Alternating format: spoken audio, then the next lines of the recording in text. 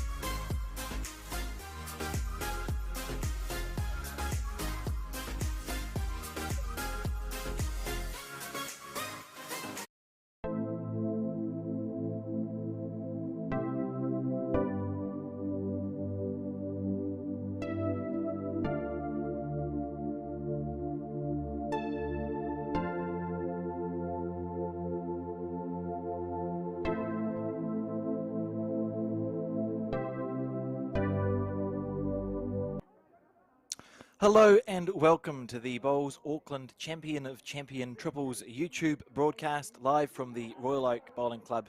Lovely undercover now actually, which is a good sign. My name is Alex Reid and I'm joined in commentary today by Brett O'Reilly. How are you feeling this morning, Brett? Morena Koto, Alex, great to be here at this magnificent new covered facility at Royal Oak, and looking forward to a really fascinating first up game, semi-finals in this Women's Champion of Champion Triples event. Absolutely, and on that note, we can see there a lead, the Glen Eden lead, and that is Dvorka Bulog. Do you want to talk us through the rest of that team, Brett? Yeah, two really good teams here. So the Glen Eden team, skipped by Judy Rail, who's been very well performed in Auckland over a period of time, and Judy skipping Lynn Lopez. She's the middle player or the measurer in this team, and Dvorka Bulog about to deliver her first bowl. And they're up against pretty formidable opposition from Bridge Park. So the team skipped today by Aggie Motu. And Aggie has with her Leslie McClendon, very well performed player in the Auckland 1-8s, and now stepping up in the senior ranks, and Kirsty Hill, who is generally regarded as one of the better players in the New Zealand women's bowl scene these days. Capable in any position in a team, and obviously part of that well-known Hill bowling dynasty. And there you can see Kirsty right on cue. Right on cue. Thanks, Kirsty. And so, and of course, bowls being a family affair. Kirsty, the mother of Liam Hill, who many of our viewers will recognise as one of our leading talents, and the daughter of Neville Hill, who is the Auckland selector, one of the Auckland selectors, and of course a very fine player in his own right. So we expect this to be a really good game. Probably on paper, Bridge Park the favoured team, certainly more credentialed in terms of having won titles. But as we know in bowls, anything's possible, and Judy Rail is definitely not a player to be underestimated based on her performances in the centre. But there you go. That's a pretty good start by Kirsty Hill. Just quietly. Yeah, as leading goes, I'd be happy on end one of a champion semi-final. So Lynn Lopez now in the middle for the Glen Eden team. They were pretty good form yesterday. They played some very, very good bowls, and make no mistake about it, they're a competitive side, but they'll want to get off to a good start against the Bridge Park team. Aggie Motu, the Motu name, of course, pretty famous in New Zealand sporting world these days. Her nephew, David Motu, of course, a rising star in our game of bowls, and her niece, Mia Motu, of course, the world professional bantamweight boxing champion, and what a great story that's been over the last few months.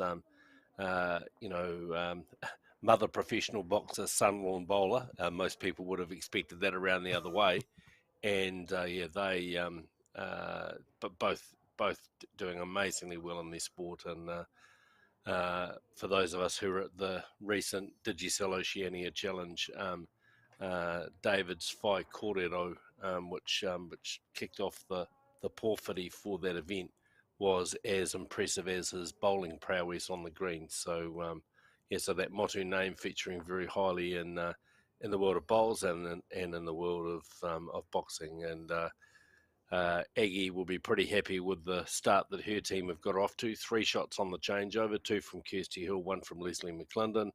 Leslie putting her second bowl around the back. That's pretty wise because Judy Rail is a Well, uh, she's not going to be short, is she? no. She'll be looking to reach up into that. So anyway, let's see what Judy can do with her first bowl. Players, of course, have played trial ends, so they have had a chance to play a couple of ends on the surface. But it's amazing how quickly that knowledge Mm. seems to evaporate when you suddenly are in the game, and it's all a little bit harder. Often waste the best bowls on in your trial end, and it looks like Judy's just opting to dead draw here with her first bowl. And just She's look, not a million miles away. It's a no, lovely line. great effort there. Good shot. Probably actually didn't change the count, so it's probably still 3-2 Bridge Park. Aggie, now you can see it's a pretty crisp morning in Auckland, Tamaki Makaurau, and here at Royal Oak. So Aggie's got the beanie and the hoodie on, but I expect we'll see that come off as it warms up a little bit, and she's close here with her first bowl. How's this for a first bowl? The first bowls from this team from Bridge Park have been pretty impressive, Yeah, and they will be holding 4 there, and that is within 2 bowls widths. absolutely. Lynn Lopez just coming up to have a look. Yep, she says signals 4. So saying to Judy, come on, you can just get in there. I It thought, must be tempting to play a bit more aggressively than that, you'd think, wouldn't you, Brett? well, you would think that there's a reduction to be gained by being down there with weight. So let's see what Judy chooses to play here. Yeah, definitely playing, I think, with a little more weight, looking to reach up to those bowls, but she's tight. Oh dear. Oh, this is the sort of end that you dream of to start with, and Aggie's going to have a chance to draw a 5th shot here. Yep, Leslie says, I think we've got 4. Just draw another shot down there. No reason why she wouldn't draw a 5th either, because her first bowl was perfect, and a potential nightmare start here for the Glen Eden triple. But if you're going to drop a number, the first end is the time to do it. There are 17 to go after this. Absolutely. So just gone a little wider this time. Obviously, she wouldn't want it to have moved the jack when you're holding. Egimont, of course, a very good player, been one of the consistent top performers in the Bowls Auckland Rohi over the last few seasons. She's been in the Auckland Women's Inter Centre team, which is a pretty difficult team to break into from time to time. So it should be no surprise to see this team doing as well as they are. And as you say, Alex, dream start. Absolutely. I think quite early on too, Kirsty Hill and Aggie Motu, didn't they win the New Zealand Open Pairs some time ago? I think perhaps Aggie was a junior and Kirsty may have been as well. That was sort of probably their first big success, so clearly a partnership that's stuck through the years. Yeah, I think that you're right, Alex. That was their breakthrough performance, and they've both continued to do very well. Kirsty played some of her bowls last year in Bowls North Harbour, and was successful in winning the Champion of Champion pairs there with Trish Crute. So Kirsty was playing out of the Birkenhead club, and they won those North Harbour Champion of Champions, returned back to, just playing her bowls out of Auckland this year. She was playing out of 2 centres, which seems to be something that players are keen to do these days. Not something I'm particularly fond of, but seems too tiring for me. Yes, yeah. It's okay. Gets very confusing. Yeah. And so Kirsty's been, very, very well performed. Also played in the inter-centre team for Auckland in the past. Not currently a member of that side, and so it's a very well performed team. And Leslie McClendon, the third player in that team, been playing for less time than Aggie and Kirsty, but certainly has already well performed. When the national year 1 to 8 competition was still in play. She was a member of the Auckland team, and I believe they were successful in that competition. So yeah, so she's well performed. So as we can see here, Bridge Park with the jack this time immediately going to longer ends. The first end was obviously a little bit shorter, but Kirsty Hill has stretched it out to almost full length end, and yeah, she wouldn't be 100% happy with those two bowls, both short. And after the rain we've had in the last 24 hours, the while we are playing indoors, you do get quite a lot of moisture Mm. building up, so it will be a little bit slower to start with this morning, and we expect the surface will just get a little bit quicker during the day. And again, we can see just Dvorka struggling to get up with her second bowl, so it's from our commentary position, Bridge Park holding the shot on the second of 18 ends. 18, yep, that's how many they play. It's interesting in triples. It's such a game of momentum, isn't it, Brett? If your lead's on it, you just sort of domino through. As we see Leslie, I mean, she wasn't wide and she wasn't short with that bowl, but not a bad result in the end. Yeah, and we like to say in bowls that the second player plays high, so you really want a player, whether it's playing second in fours or in triples, to be playing slightly through the head. Um, uh, and she got a good result in tuning Kirsty Hill's bowl up, and it'll be Bridge Park holding the shot. Lynn Lopez fairly close with her first bowl, but I think it'll still be that promoted bowl of Kirsty Hill's that is the shot. It's about taking a green here, Leslie.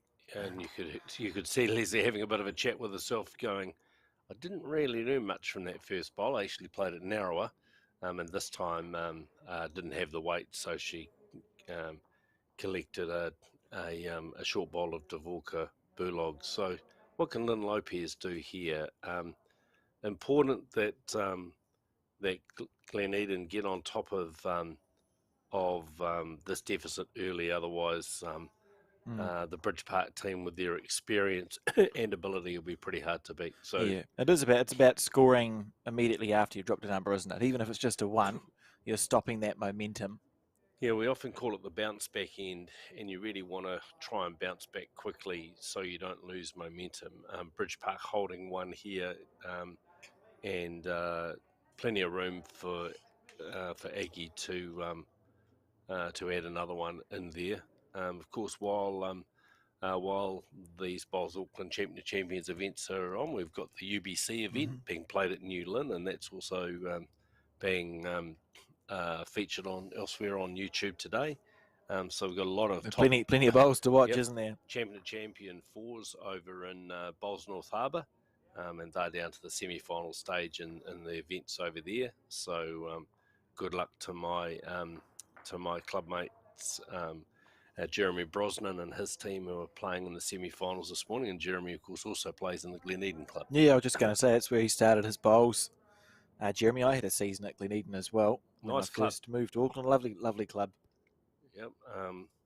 Should probably acknowledge the passing of one of the great stalwarts of that club over the last 12 months, Les Dunn, a top both outdoor player and a New Zealand indoor rep, who was a real fixture at the Glen Eden club, and unfortunately passed away. And Glen Eden pretty well performed over the years in the Bowls Auckland events. We've got quite an interesting club history, Glen Eden. You'll see on there, or when they get warm enough to take their jackets off, on their shirt is a phoenix, and like we see with a lot of clubs that have had issues with fire, that's what happened. And ironically, it was a club that was also very popular with the local firefighters. So the membership was a large proportion of that. And if you read their club history, they talk about during a tournament, the siren or whatever would go off and everything was paused, and the firefighters would go deal with the issue, then come back. So a fascinating history, like many clubs. And I think they've had their centenary last year. So this is the 101st season, the Glen Eden Bowling Club. And indeed they did. So Judy Rail just falling short there with her last bowl. That looks like two to me to Bridge Park. You can see, obviously, just the surface playing a little bit more slowly uh, than normal. Just not quite the same finish on the bowls, and yeah, that's a great start for Egimotu's Bridge Park team. Like you said, they're a very experienced team, so they've now got a 6 point lead and 16 ends to manage that with. It will inform the shot selection. There's no need for numbers at the stage. Bridge Park will be thinking, we don't want to lose an end, but we're happy to get ones and twos. And Gleneden, they just want to get on the board to start off with. I know it's just the second end, but look at this here from Kirsty Hill. That's a good bowl on that slightly shorter end, maybe a couple of metres up from the 2 metre mark. Yeah, look, I think on her day, Kirsty is as good a draw player as anybody going around in the game today. She's very consistent player, and I think having her. I mean, many people might have expected her to be skipping this team, but 2 bowl triples is really a draw game, and first to the jack. And so if you've got someone at lead who's dropping their first bowl close to the jack, it really sets the momentum for the rest of the team. So just pulling up short with her second bowl, but obviously holding a good first bowl there, and Dvorka Burlog just slightly short, and definitely in the area with her first bowl. Should be just looking to see if she can get past that and just get a shot on the head. Possibly gone a little wide here. Just that short of a gallop, isn't it? You know, what you do for that extra metre of weight. All three of those bowls that you see sort of shy of the head from 12 o'clock to 3. And that's why Leslie's been switched to the forehand side, which is to the left as we see it. Played a good bowl down this side on the last end, which ended up as a shot, and this time again just slightly over, but that's a good bowl. She gets a clap from Egimotu. Probably not counting, but definitely in a good position if there's any jack movement. And when you're holding, you definitely don't want to be short. As we see Neville Hill in the background, he's come to watch, just sitting down. And how's this bowl going, Lynn? Willing it to hold just a little longer. That's a great effort there. She had perfect weight and deserved second shot. Yep. It was fortuitous, but she deserved a second shot out of that. It was a well-played bowl. Yep, definitely didn't want to be short, and she wasn't. And so I think, Judy Rail will be pleased to just have another bowl on the head. Leslie just gone a little wide again here, and again coming around the back. It's an intriguing head developing for Gleneden because there is no back bowls, but they are beginning to isolate that shot bowl of Kirsty Hill's. So it comes with risk and reward, doesn't it? Because you've got nothing at the back, but it becomes tempting to try and remove that shot bowl of Kirsty's through that gap. Oh, excellent try there by Lynn Lopez. Just again went a little wider this time, and it's just promoted Dvorka Burlog's bowl through the head. So as you said, Alex, one on the head to Bridge Park, but actually it's Gleneden holding all of the seconds, all the next shots. But without any back bowls. So Aggie be looking to draw another shot here, get another bowl on the head, and really try and shut down the options for Judy Rail. Let's see what she does with her first bowl. Very smooth delivery from Egimotu on the forehand. Well, wait for it to turn this bowl. So she's got the right green, I think, Brett, but the weight just slightly overplayed. And you would think, it must be so tempting to have just a little nibble. I would have thought so. I mean, you're 6 points down on the board, and the jack is somewhat protected, but by some of those front bowls. So let's see what Judy Rail does. She doesn't look like she's attacking. I think she's just playing to try and turn up those bowls of Lynn Lopez's. Oh, it's a lovely shot if she's got the right weight. It's close. That's a great bowl. Well played. Yep. And now she can play it with her last one, Brett. She can. Perhaps biding your time there a little bit. Looks like Leslie's thinking, well, we've got the back bowls. So find the port yourself. The only danger there is you are isolated with your second shot. Let's see. Yeah, well, Iggy's attacking. Confident. She's close too, She's Brett. very close. Oh, She was both lucky and unlucky there. yeah. I think if she'd got a touch on her ball, she probably would have got the Mm, jack. I'm not sure that was the rationale, but I think so. Judy Rao now spots the opportunity, and obviously coming up to have a look and to see, well, do I play on that same backhand side? She played her first ball and looked to try and sit that bowl through. yeah. That front blue bowl of Dvorka Bulogs probably protects her from getting the jack. So if you can see just coming down on that backhand side and looking to push that bowl through, but it is low of the jack, and Mm, there's always that prospect of getting off the bowl mm. onto the jack. Though they do have a bowl at 4 o'clock of Dvorka's Yeah. on that side. So I mean, it feels worth it to me because it's reasonably safe. You're likely to miss narrow because of that blue bowl at 1 o'clock. And if you're missing narrow, there's no danger on your backhand side, which is to our left or to our right, sorry, of making it go awry. So I'd be tempted to play it, but I'm also not in the semi-final of a champion and champion triples. I'm just rambling on behind a microphone, so we'll find out soon enough. And Judy, she's looking like she's gone for it, but maybe doesn't have the weight there. Brett, yeah, should uh, two or three thoughts in her mind, yep, perhaps. yeah, I think. Look, it was definitely there to be played, and I guess she played it on the safe side Mm. by making sure that she was narrow. Anyway, the good news for the Gleneden club is they're on the board. Yeah, That's a shot to them, and after 3 ends of this Bowls Auckland Champion of Champion triples women's event, it's Bridge Park who lead by 6 shots to 1. and it is good news for the Gleneden team. A 5 point differential and an 18 end game is nothing really, but psychologically, it's fascinating. The differential feels bigger if you haven't scored. If you're Sure six does. down and you haven't scored, it feels worse than if you're 5 down and you scored one because you know you can score then, and that's a big part of the sport. It's just the psychology of it. So Dvorka on her forehand, no one seems to be favouring a hand yet, Brett. They seem quite similar, don't they? They do. She played on the backhand last time coming this way. Mm. Good to see her get that first bowl past the jack. That's good for momentum. Kirsty Hill persisting with the backhand side, and she's pretty close here, just a little short, but that'll be the shot. um, and again, just gets that Bridge Park team off to a good start, albeit a little bit further away from the jack than she's been in some of the previous ends. It is a lovely artificial here, or carpet, I suppose, is a better term. I was talking to one of my colleagues, Colin Williams, who's usually running the cameras, but is actually playing. He's off to the left here. He's in the quarterfinal of the Champion of Champion triples, and he played yesterday on this surface, and he said it was very consistent. A little bit slow, but that's what most carpets are, but very consistent on both ends. So it allows you to play good bowls, doesn't it?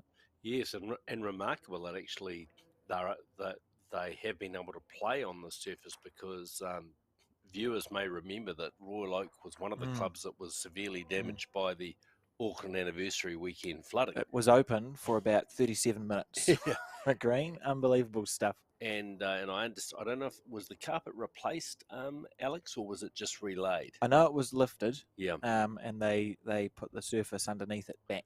So I suspect it's the same carpet because the issue was, and it happened at Gleneden too, and maybe two floods previous. When the water goes underneath the carpet, it all lifts up and is floating, and you get gravel underneath. yep. And that's when you get your crunchy walk, which isn't a good sign on a carpet. Never. So 2 shots here to Bridge Park as Leslie McClendon swaps over to play the forehand, looking to get a bit of cover on those 2 bowls of Glenedens, and she's close. Yeah, look, it's a great thing to see in the game now. The number of covered facilities, and of course, if they're covered, they have to be artificial because otherwise the grass can't grow. It's really revolutionised our game. It's turning bowls into a 12-month of the year sport, which is great for clubs and great for participants. And I think the technology around the artificial surfaces themselves is improving all the Mm. time. Great bowl there from Lynn Lopez, drops in for second shot, so still Bridge Park holding the shot with that Kirsty Hill bowl.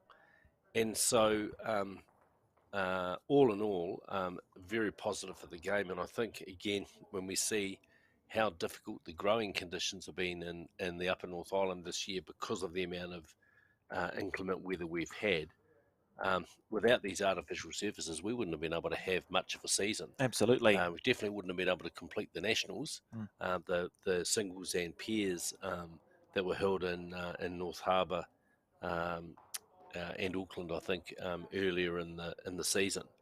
So Royal Oh, Oak, there's Colin. there is Colin. Um, He looks cold.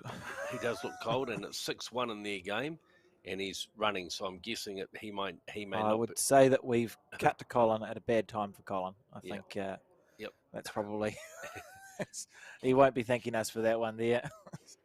So in this women's semi-final, we have Bridge Park holding the shot with that Kirsty Hill bowl, the dark blue bowl just to the left of the jack. The pink bowls of Lynn Lopez as second shot, and you can see Lynn Lopez. Just putting a foot. It's interesting. There's sort of two. Well, it's not two schools of thought. You either like being given a foot or you don't in bowls. It seems to be the two options. You either take it as an insult or a help. As we see Judy on the backhand. Now, how's the weight? That's the question. It's gone a little wide there, just holding. Ends up in a good spot, so it gives her a back bowl to move the jack towards if she's playing with that sort of weight. Aggie Motu, she'll be, I think, playing her forehand, just playing the open hand and just trying to draw another shot there. Very deliberate bowler. There's a lovely delivery, isn't it? There's not much to go wrong with that. Very efficient action, and it's one of the reasons why she is one of the most consistent players in the Bowls Auckland Centre.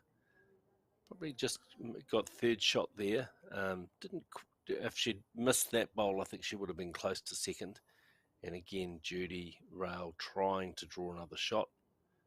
Coming down on this backhand side, looks to have a better line. She's looking for the bowl or the jack here. If it holds up, she's not far away. What's going to happen? Underneath, Alex. Oh, just underneath. That would have been agonising to watch because you get around that short bowl at 12 and you think you're a chance. Leslie McLinden saying, look, if you can sit that pink bowl out, we'll get three, maybe four. So come underneath that bowl and just sit it through. Just indicating that, just a few feet over. Just in the background there, you can see umpire Les Smith, one of New Zealand's top umpires, and a real stalwart in supporting major events. It's not unusual to see Les volunteering his time and helping. And Aggie's close here. She's not far away. Oh, it's just drifting a little bit. She's clunked into the front bowl. Oh, and terrible result for the Bridge Park team.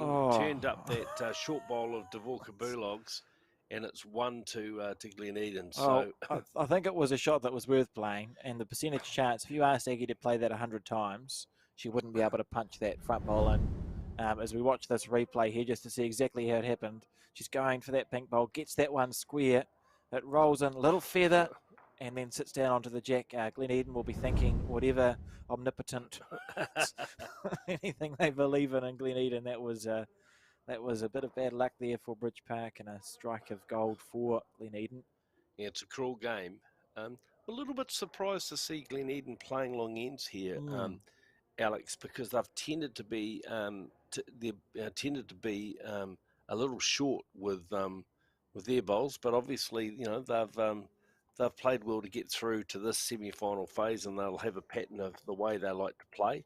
And here's a good first bowl from Dvorka Bulog. So that's why they're playing long ends, because she obviously likes that length, and that's a really good start from her. Answers the question, I suppose. Yep, her best bowl to date in this final, and just great to see again the support of the Blue Waters Community Trust. Great supporters of bowls in the Auckland area. And great to see their support for this coverage today. Kirsty Hill just falling short with her first bowl, so it's 1 to Gleneden. And Dvorka decides she's going to change her hand, not wanting to turn that bowl of Kirsty Hill's up. So she'll move back over to the backhand, and I think she's gone a little wide here. Just sailing past. It is a hard change, to be fair, particularly when you've played a really good bowl on one side to switch to the other hand. Often on a green, it's two slightly different speeds hand to hand, so it is a bigger change than it appears. Yeah, I'm not entirely sure why she changed, because Kirsty Hill's bowl is quite a long way up, but maybe the shot of Aggie Motu's was fresh in their mind from the last end and turning up a bowl. And here's a close bowl from Kirsty Hill, just breaking into the head now, and that's a good close second for Bridge Park. Just Judy just running up. You can see there at the back left of the head, that's where Dvorka's bowl ended up, which is not a bad place to be, past. And Judy switching Lynn to the, well, not back to the forehand, but the team switching back to that forehand side, which I think is a wise call. Yeah, and just breaking towards the head now. She gets around that bowl of Kirsty Hill. She'll be close, but not quite going to have the speed. So still 1 to Gleneden, and Aggie Motu saying to Leslie McClendon, everything to play for on your backhand side. Just reach up there with some weight. She will be looking to miss slightly heavy in this situation, won't she? Because if you miss what you're going for and you finish past the head, close, Alex, you're making it easier. Is she going to use anything? She will have wanted that to stay up on the rink, I think. Yeah, a little bit heavier than she needed to be there. Just looking to get, as you say, contact on the Kirsty Hill bowl or on the jack or shot bowl. But the intent is very clear from the Bridge Park team. They will attack when given the opportunity. Interesting. Not an intentional block, but maybe a block here from Lynch is just going to swoop across the head. So the shot's the same, isn't it, for Bridge Park? It's just the weight here that Leslie will be looking to adjust. She'll be thinking, if I miss my initial target, I'd love it if my bowl stayed up on the rink, because then it becomes a better percentage for my skip. Yep, and just, again, good line breaking into the head now. It's a fair effort here from Leslie, and if it stays up, it's brilliant. That's a good shot. That's well played. Yep. And now the percentages have improved for Aggie because she stayed up on the paddock. It's a good bowl. Really good number twos bowl. That, as you say, just reaching weight. The chance of getting a result, but importantly, not losing the bowl, and giving Aggie Motu a good position bowl to be able to play to. So everything to gain for the Bridge Park team, and for Gleneden, Judy Rail will be looking to see if she can get another shot in there, just to try and put Aggie Motu in two minds about what to play. Judy, very steady draw player. Often in the Auckland rep team. I don't think she's played in the inter-centre side, so she's generally in that next tier down of players, but pretty steady, and she'd be disappointed with that first bowl. Yeah, she would have been in the same team, I think, that Leslie McClendon was in that final ever national junior inter-centre side. I think it was Judy Rail. I know Jenny Stockford was there. That's right. Leslie McClendon, Mackenzie Blucher. Yeah, it was a good others. side. It was a long time since it happened, but I know it was a good team. They won that last ever junior women's inter-centre, and Judy was of that era of junior bowlers coming up through in Auckland, so she'll know Leslie well. So Aggie Motu just wide with her first bowl, again looking to play that reaching weight, but it seems on this rink, if you get a little wide on that side of the rink, the bowl, there's not a lot of finish for the bowls. So she'll be looking to tighten up with her next bowl, assuming that she can still play to it. Judy This Rail. is interesting, isn't it? I think you're right. I think that long end has just thrown a spanner in the works. Now, not the worst time to finish in. Just go the bowl, I think we just heard Leslie say. So no mucking around here from Aggie Motu. And if it drifts, she's probably drifting into the jack, Brett. So she's on the drive. Every chance in the world here. And close. Oh, Oh, good bowl. And they had a slice of bad luck last time. I think it swings and roundabouts, that little feather onto the bowl. Fair call. out comes one shot. That's all there is. Though that Bridge Park would be very happy to be scoring. And yeah, isn't the game interesting that you can get you get the slice of hell in the previous end, and this time the slice of heaven. And here we see the replay of that bowl. Just gets a slide off the front bowl of Judy Rails. Smallest feather. Ironically, Judy Rails, the last bowl that she'd played, so if that bowl hadn't been there, she probably would have missed. So that's a salutary lesson to not be to not be short and in the way. And Look at Kirsty, this, right on the jack. yeah, that's it's a great bowl from Kirsty Hill. Slightly shorter end this time, um, uh, delivered by Kirsty Hill, and score now 7-2. So um, Bridge Park leading this Women's Champion of Champion Triples Bowls Auckland final by 7-2 after 5 of the 18 ends. Close from Dvorka here. Yeah, it's a lovely response on the opposite hand as well on the forehand side, Dvorka. And Kirsty, look, straight into her work. She'll stick on the backhand. Particularly when you've played a good first bowl, you usually feel like you can just rinse and repeat, Brett. Yeah, and Kirsty's showing some good rhythm already in this game, and there we go. Beautiful. Just two outstanding bowls. That's when you're skipping in two bowl triples. That's what you want to see. Two bowls from your two good bowls from your lead, and then immediately, the momentum is with you, and you can start start consolidating on that. Exactly, but Dvorka, she's close here too, Brett. If she gets down just a little bit, that was a fair effort there. Looking just to arrive into the head. It's just gone sliding past. So Leslie with a chance to consolidate.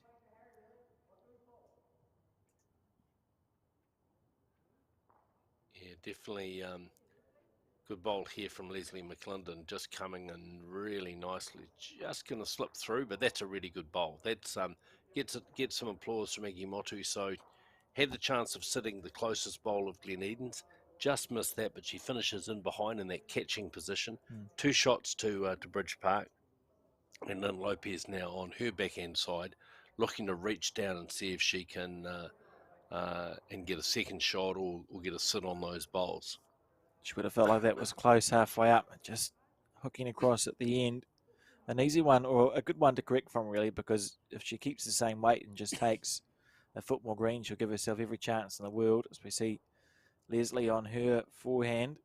And you can see the experience of Egi Motu getting Leslie to change her hand because she doesn't want to make a target on the other side. So, really wanted to try and consolidate. Now, that's not what she asked for, but it's actually ended up in quite a good spot there. It's achieved a similar thing, hasn't it? Because you've sort of clogged it up by putting a bowl at 12 o'clock. Possibly counting, but definitely tightens the shot up for Lynn Lopez. And you can see her and Judy Rail just working through the options, because it suddenly means on that side you've got to be pretty precise weight-wise. But Lynn again, oh no, she swapped over. Yeah, I thought she was on her forehand. backhand as well with her stance. And breaking now, but I think she's tight. Going to dive across the head. Oh, maybe it's not going to dive across the head. That's magnificent stuff from Lynn. I thought that was narrow for all money, Brett, but it held up long enough, and that's a very good bowl under pressure. Yeah, she had good weight with that bowl. I think still Bridge Park holding shot, but definitely a much better position for the Glen Eden team. One, possibly two down, and Egi Motu. See what Egi does here. She's staying on the forehand side, so she's obviously she doesn't want to give Judy Rail a bowl to play off on the other hand, and obviously very happy to continue to be scoring, and the opportunity of just coming down here and drawing, and she's close here. She's very close here. Kirsty Hill waving at the bowl, and yeah, she gets a good clap. shot. So that's probably close to another shot. So I'm guessing maybe two, even possibly three. It's just from our commentary position, a little hard to see how close that bowl of Lynn Lopez is. So Judy Rail, again, she's playing down the forehand side as well. She'll be looking to get a contact on Lynn's bowl, or sit into those bowls of the Bridge Park team. So let's see what she's just a little tight, I think, and I'm not sure she's going to have the weight to quite hold for those bowls. Yeah, she was perhaps thinking your set just went for a little walk there. Yep. Tried to hold. She was perhaps remembering Lynn's bowl that just tracked out that little bit, but just underneath the line. And if anything, that was more dead draw sort of weight rather than just playing for a result. Agimoto again on her forehand side. She's gone a little wider this time. Probably safety first here. Again, very good speed, and finishes in a good spot there, catching. Um, so So just asking what she actually needs to do to get the shot. She said, if I push yours in, do I hold one or can I draw past it for this shot? So she's just trying to clarify in her head what she wants to play here. That's good skipping, really, from Judy. yeah, well, they don't want to continue to drop shots. Judy coming up to have a look, and she does have to be a little bit careful because turning Lynn's bowl onto the jack could actually be disastrous Yes, yeah. if the jack springs, given that most of those bowls behind now are Bridge Park bowls, with the exception of the blue bowl of Dvorka Bulogs at about 4 o'clock. And it's a heavy jack as well, so they do spring. If they attack, they tend to move a while. So I think you're only 5 down. You're playing 18 ends. 1 down here is not the end of the world, so I wouldn't be trying super duper hard. Yep. Yeah, no, good call, Alex. I think that's it's very easy to want to get the shot all the time, and then inadvertently drop more shots because of that. So let's see what Judy has to do here. She's not narrow. No, and she is playing with weight, but she's just going to slip past. Now, what have we got? Yep, no, just the one. It is so indeed that was second shot, the Lynn Lopez bowl, and so it's 8-2 now. Bridge Park leading in this women's champion of champion triples semi-final, and they're looking in control, but 6 points, and particularly 2-bowl triples where you can blink and drop a number. It's not a lead that they'll be comfortable with yet. They'll be looking to extend that lead, Bridge Park, and Gleneden have every reason to feel like they're still in this game. Yeah, I guess there's a familiar pattern starting to emerge in this game, and that is that Kirsty Hill is getting her first or second bowl pretty close to the jack, and so then immediately Gleneden are trying to having to play catch up. So Judy Rail will be hoping that Dvorka can just start to match Kirsty. Yeah. Just slightly narrow there with her first bowl, but passed, which is good. She doesn't have to do it every end either. They just need a few ends where Gleneden are going to have an opportunity to score more than one. That's right. So you're trailing by 6, so you're going to need to score maybe 3 or 4 multiples in this game. So those are the ends where you're going to need to think, well, we've actually started off really well, and we can build on it instead of salvaging to get a 1 or 2 back. So they don't have to outlead them every end, but if Gleneden has a chance of winning this game, they're going to need to do it maybe 2 or 3 times in the next, what it is, 11 ends, 10 ends. Agreed. Kirsty Hill a little wide and short with her second bowl. And Dvorka now just looking to see if she can get underneath that bowl of Kirsty Hill's. Trying. How's the way? Oh, she had the green right, Brett. That was perfect green, but just short of a gallop, and that backhand side is now blocked up. So the bowls are going to have to be played to the left as we see it on the screen. Leslie McClendon on that forehand side, she's played some good bowls down there. A little tight, but that'll drop in for another shot. So at least 2 to the Bridge Park team, and Lynn Lopez now. Well, it's interesting. Still playing down this backhand side. I would have thought it's pretty congested down that side, but obviously she can see a line down there, and just playing with a bit of reaching weight. One feather. Whoa, Oh, unlucky. just about got 2 feathers and through the port, but she has opened that backhand side up a little bit, I suppose. Obviously, you could see a channel down there. Leslie McClendon again out on the forehand side. This time better green, and she'll be looking just to get past it, just to give them a catcher. Probably a little bit further over than she would have liked to have been, but still a good bowl there. Bridge Park holding at least 2 shots, possibly 3. And Lynn Lopez now with her last bowl of this 7th end. She's not she's far close. away, Brett. She's close. Down onto the jack, the jack. Oh, she snicked it and kept on running. That was unlucky. That was a good bowl. The slice of hell. Yes, so easily could have trailed the jack to Dvorka Bulog's first bowl, but just slips past. Has probably reduced the count, I think, to 1 or 2. Previously 3 down, so that definitely helps the Gleneden side. And now Agimoto with her first bowl of the 7th end. On the forehand. Still looking a bit nippy. Yeah, good line here. Yeah, this is looking pretty good if she's got the weight. Well, it was a beautiful line, but I don't think that will count there. But probably in quite an awkward spot for Judy Rail. Judy is going to stay on the backhand side. There's room there to draw for sure on that side. So let's see what she can do with her bowl.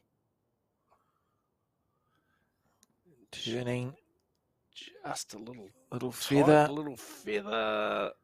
Oh, good second shot there from Judy. Absolutely. And she'll have a lot of confidence with the next bowl because the shot bowl is on the running surface. So you don't need to hit it too hard for it to roll out of the count. So play a similar bowl again, she'll be thinking. And we could be in for a couple here. Agimoto again on the forehand side. And again, beautiful line down this the side. She's going to be very close here. Just slips past. Won't be unhappy being in there because it does give them another catcher if Judy Rail plays with a little bit of weight, and Lynn Lopez. Play the backhand, Judy. Yeah, so look, stay the same side. Yeah, we're 1 down. That's the distance between the shot bowl and the jack. Come down there and turn your own bowl over.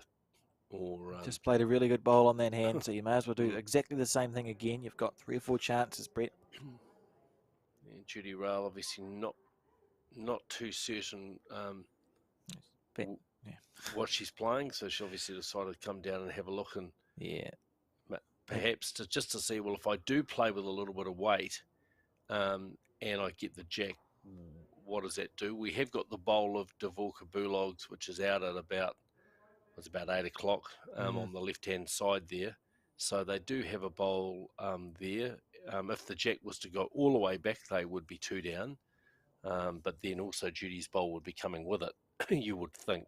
Absolutely, and it looks like she's decided on the backhand side. So a very similar bowl we're going to see here to her first one, and a chance here to score a 2 for the Gleneden team, trailing by 6 on the 7th end, and she's in the area, Brett.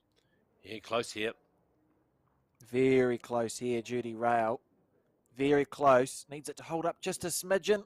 That was a great effort. Wasn't that a well-played bowl? Yep, very well played. So 1-2 Bridge Park, and they now lead 9-2 after 7 ends in the semi-final of the Bowls Auckland Women's Champion of Champion Triples event being played here at this magnificent Royal Oak facility. And on that note, I can also tell you to our left we can see the other semi-final, which is between the Titirangi RSA and Te Aratu Peninsula in the other women's semi-final, and leading that is the Te Aratu team, 7 points to 3 after 5 ends. Yes, the Titirangi team, giant killers yesterday, when it had a very very good day and achieved some great results.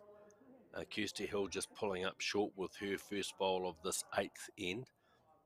Royal Oak, of course, a magnificent history here, but not necessarily under the Royal Oak name. The site of this club was originally the Onehunga club, which have produced many New Zealand champions, men and women, and a regular host of national championships over many years.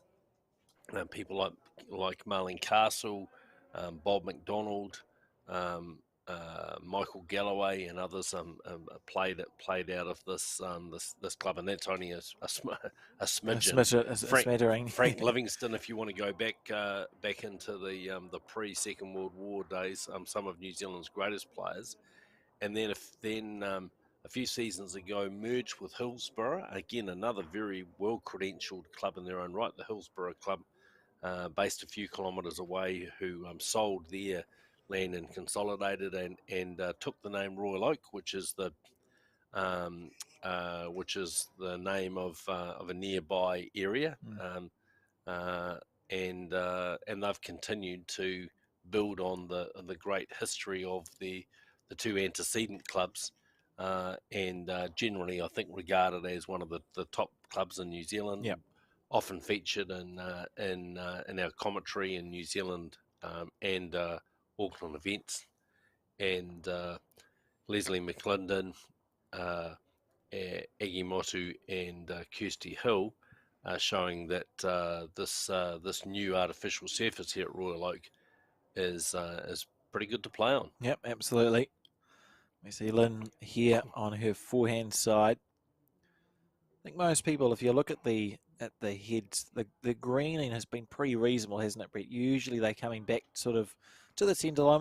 We've seen a few bowls hook across underneath, but mostly sort of within 2 or 3 feet of the centre line, the green, which is always a good sign for a rink. And I still couldn't tell you which side the players are favouring. So I think they probably all feel like you could play on either hand with a bit of confidence. Indeed, indeed you can. And this end building nicely for Bridge Park. It's another shot from Leslie McClendon, and at this stage it's Bridge Park holding 4 shots. So big bowl here for Lynn Lopez. Really needs to give her skip. Let it go good. No, it looked a very tentative release, and as we can see, she's just ended up on the wide side. Beautiful bit of weight. Well, it's worked out quite well. She's cut out a couple of bowls. Yep, definitely one to Bridge Park. The second bowl of Kirsty Hills there at 1 o'clock. I mean, Judy Rail is a very no nonsense customer. It won't bother her as long as she's got something to play to. And if we look down at the end, you can see there's 2 back bowls, one of Dvorka Burlog's and one of Lynn Lopez's, and obviously the bowl of Lynn Lopez is a second shot. So Aggie Motu clearly likes this forehand side coming in this direction. She's drawn some good shots on this hand, and even though her other teammates have played the backhand side, she's going to come down on the forehand, and she's close here. Very close. She's already got a clap from her teammate. Just watching this bowl. Just didn't turn. Wasn't far off. She's level with the jack there at 9 o'clock, so probably counting to be. Oh, okay, take it back. Thank you for switching cameras, team. She's not counting there, but just short of a gallop, or not even short of a gallop. It just didn't quite make that turn that we expected halfway up. And Judy home mucking around, as you said, straight into her work on her forehand side She's as close. well. She's very close here. It's a good bowl. Lovely bowl there from Judy Rail. Yeah, well played. That's the shot.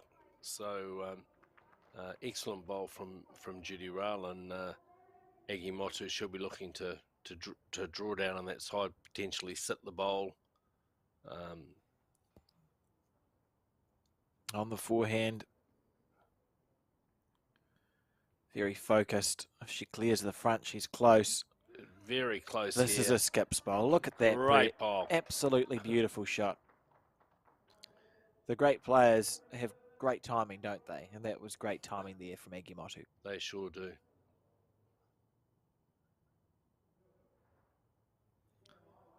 Judy thinking, oh, I'll put it back. And she might have if she's got the weight right. Is she going to get the turn? When's it coming back, Brett? Oh, such a lazy finish. So just slips past. Two really good bowls from Judy Rail. Yeah, it was an enjoyable sort of. We had 3 great bowls in a row from the skips, but Aggie's timing just exceptional. And here we see Aggie Motu's second bowl as she came down. Judy Rail's first bowl, just drawing down there for the shot. Absolute perfection, and then to rest that out. Here we go. This is probably the hardest shot that's been played in this game and the best bowl that's been played in this game because she's got that absolutely square and tucked herself in behind the jack. Perfection, really. You will not see a better bowl. And Judy Rail did manage to get second shot with her last bowl, so it wasn't all bad news for Glen Eden. But they do trail, or maybe it was 2. So now 10 shots to 2 to Bridge Park after 8 of the 18 ends, playing the 9th end now. And Kirsty Hill again getting Bridge Park off to a good start with her first bowl. Great shot. Look at that. Bridge Park Club, located in Mangere Bridge in Auckland, right under the beautiful Mangere Mountain or Maunga, just on the shores of the Manukau Harbour. Really nice setting and a really very, very strong club. The men's team were beaten, skipped by Te o Turua, were beaten in the last round yesterday. They and Teo recently, I think he's the president of the club, or certainly in a senior administration position, and recently made his debut in international play for the Cook Islands, playing in the Digicel Oceania Challenge, and he's been selected in the Cook Islands World Bowls team that will play in the World Bowls event at which is going to be played on the Gold Coast, with headquarters at Broadbeach in August and September of this year. So congratulations to Teal for making that Cook Islands team, and they were pretty competitive in the Digicel Oceania Challenge. Absolutely, a great group of bowlers. Yep, they got a silver medal in the fours, and I think a bronze medal in the triples, or did they miss out on the triples? I don't quite remember, but I know Teo certainly played some very, very good bowls, and he'll be skipping the fours and the triples for the Cook Islands in that World Bowls event. So congratulations to him, and I know he'll be pretty pleased to see his club mates doing so well in the semi-final of the women's event. Good bowl from Devorka Burlog there to get the shot. And so it's 1-2 Glen Eden as Leslie McClendon just adds another bowl to the head. Thereabouts. You always look when there's 2 bowls touching if it makes a plant happen. I think it might be a little bit high of the head, but Aggie will have a look at that just to see if it's worthwhile. Nah, too far past, I think, Brett. That's sort of hard to tell. Yeah, I mean, with a 10-2 lead, you don't need to do anything too dramatic. There's a good shot down there on that forehand side just to come down, sit the shot bowl, or the Lynn Lopez bowl just behind. Opportunity to get a little edge off Kirsty Hill's bowl that's level with the jack at 9 o'clock. So Leslie just checking to see second look. Yeah, is it 1 or 2? And it is about managing the game from here, though, isn't it, for Bridge Park? And they've done well. They went out to a 6-point lead early on, and they've managed it well. They've never been less than 6 points in front. So that'll be their plan to the end of the game. You don't have to win by a million, but just keep that lead nice. And Aggie here, she's not close. Far away. She's very close. Oh, great effort there. A good first bolt, one to Yep. correct from. Yeah, possibly now 2 down. Mm. Just got a little touch on the jack with her bowl, but certainly has has created an opportunity for her to play with a bit of weight now. Looking to trail the jack back to her two back bowls. Judy will be wanting to get right on top. Yep, definitely important to try and get in that gap there. And she's close. She's very close here. Watching this bowl, how fast is it going to break at the end? Just turning that little bit, and the door is still open for Aggie Motu. She's 2 down.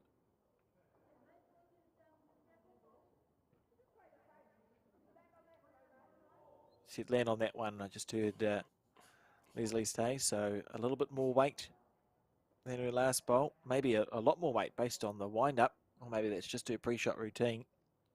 Yeah, just a little. And a good line here. Very good line here. Just looking for, does she get a touch on the bowl? She gets the Good bowl. second shot. That's a great bowl from Agimoto. Really good percentage play there. She knew she had the opportunity to get off the wing bowls. No point in really being narrow.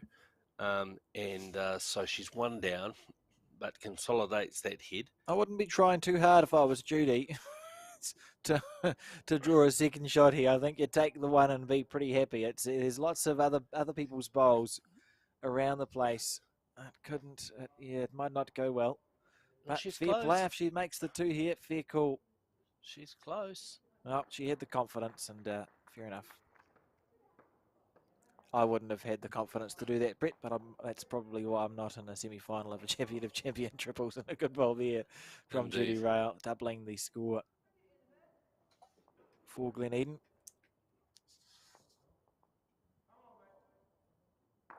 Yeah, and at this stage of this champion triples semi-final, that's an important scoring in for Gleneden. And we see here Judy Rail, no fear. That's played so well. That's such a good bowl. Yep.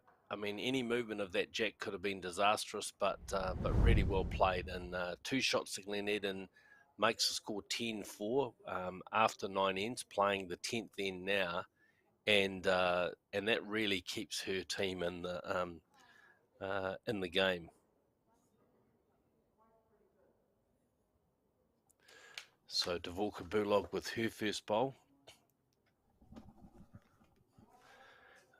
on this 10th end, playing down towards the Royal Oak Clubhouse, and she's close. Yes, early clap from Judy Rail, and for good reason. That's a good opening bowl from Dvorka, and that's really important. If the Gleneden team are really going to get some momentum in this game. Kirsty Hill on her favoured backhand side, and she's close here. Just starting to break now, the late turn on that hand, and that'll be 1-2 Bridge Park as the Vulcabullo plays her second bowl of this 10th end.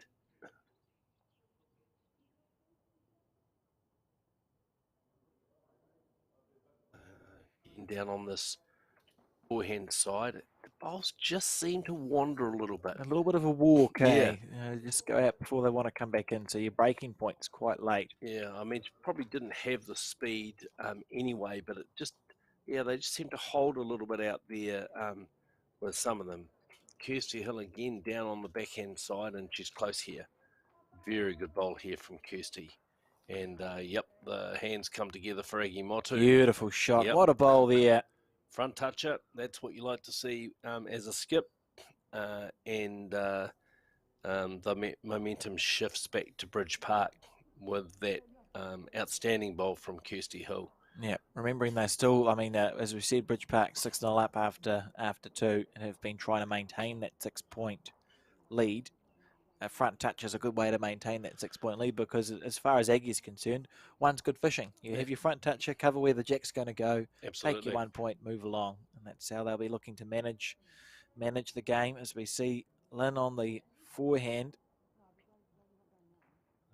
And she's close here. She might be very close. We know it goes for a little walk at the end of the track. Let's see when it turns, that's a good bowl. Wow, She snicked the great, bowl. great bowl from Lynn Lopez. Maybe a little unlucky not to get a better result there.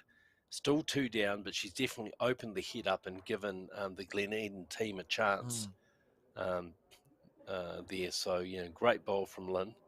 Leslie McClendon on her backhand, and she'll be coming down just looking to It reach doesn't that look bowl. wide, Brett. No. As we see this bowl hook across a few times on her backhand, she's just sort of hooked the bowl across her body almost. Yeah, just playing a bit inside out on that backhand side, just not getting the delivery arm through to the line. Sort of looping on the backhand, Yeah. so she'd know the moment she lets it go that she's narrow because it's not being pushed out. It's more a delivery issue than anything else. Yep. Yeah, just not quite squaring up to the line. Not an uncommon issue. And then Lopez again looking to see if she can sit. She's a little bit tight this time. And the bowl very quickly Just goes, runs doesn't it? away, on that side. So see if Leslie has learned the lesson this time. Definitely a better line than the first bowl, and Aggie Motu just a She's little got bit of the applause. gap, is what she's got. Yeah. I was all ready to say she'd trail the jack back, but she found that gap there. Yeah, still a little tight, still a little bit inside outy on that side, just turning that shoulder inside the front foot. Yeah. But finishes in a good home behind him, matching that Lynn Lopez bowl. And it'd be interesting to see what Judy plays here from the mat. It looks like it's probably the other hand now, but no, Judy's persisting with the forehand. She's played some good bowls down on this side, including the last hand coming this way. She drew the shot with her first bowl, and so she knows where the line is, and just a little tight here with this first bowl. Beautiful bit of weight. Look at but trying to go for a walk. Just gonna slip inside the shot bowl, and it's still Bridge Park holding one.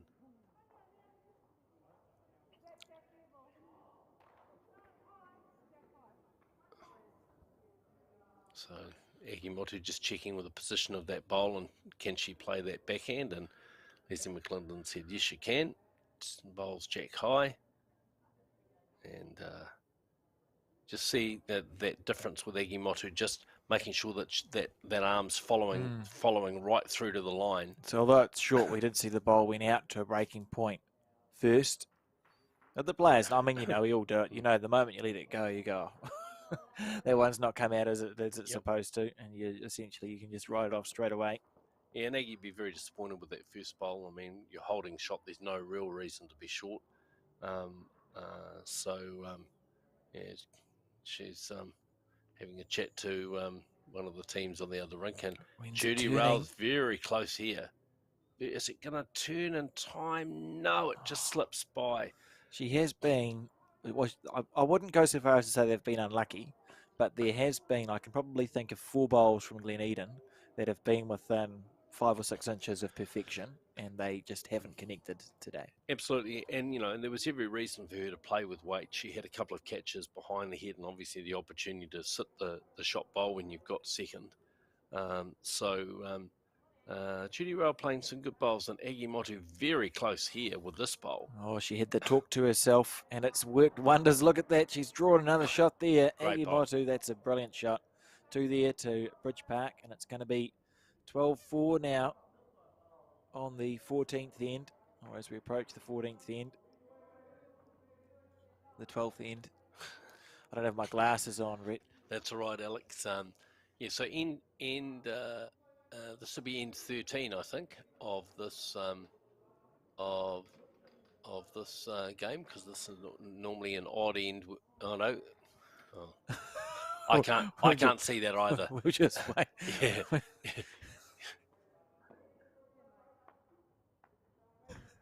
End 11, clearly end 11. Yeah, clearly end 11. If we could actually see the numbers, it would be really easy to see. So 11th end of this 18 end semi-final of the Women's Champion of Champion Triples, and it's Bridge Park leading by 12-4. I'm not sure what those numbers say in the ends because I haven't got my glasses on. But yeah, it's just for us. It's just for us, but everyone yeah, else will be able to see that clearly. absolutely. But Yeah, must our monitor here just we've not made it not quite challenging for pixelating ourselves. properly. So apologies to the viewers for that. But yes, we'll definitely go with the fact that it's end 11, and it's one shot to Glen Eden as Davuka Burlock draws the shot with her first bowl. Just obviously seeing if the viewers are awake this morning, Brett, just to make sure they are paying attention. Absolutely, and Iggy Motu watching the second bowl of Kirsty Hills. Oh, great effort. Yeah, look, you have to say when your lead's getting a couple of bowls like that around the jack, most ends, it definitely gets you off to a great start. And Glen Eden definitely not out of this game. I mean, we've still got 7 ends to go, and they've got the shot, but they do need to just tighten up and be a little more consistent, and that's an unfortunate result for Davuka Burlog there. Turns Kirsty Hill's bowl up, full shot, and so advantage immediately swings to Bridge Park, and they can start. You saw Egimotu just come down there. We've got the shot. Sit on any of those bowls, and you can only improve the end. And so Leslie McClendon now just gone a little bit wide, but again with that good weight, just finishing behind, maybe a little bit further behind than she would have liked. But as an old mentor of mine said, better there than in front. And indeed it is. So Lynn Lopez now, she's played some good reaching bowls just to get in there and try and disturb the heads when Bridge Park have had the shot. And this Careful. time again, oh, goodness gracious close. me. Well, she might have actually, maybe on the second, but it may have shifted that black bowl of Bridge Park's away. But all those bowls are touching, and Aggie can read that head. So all you need is any connection, and it's happy days for Bridge Park here. Yep. Any connection at all, Leslie will be thinking, oh, try not to miss wide. Wait for this bowl to come back in. She just needs to connect with that pack of 4 bowls that we see. Anything. She's close.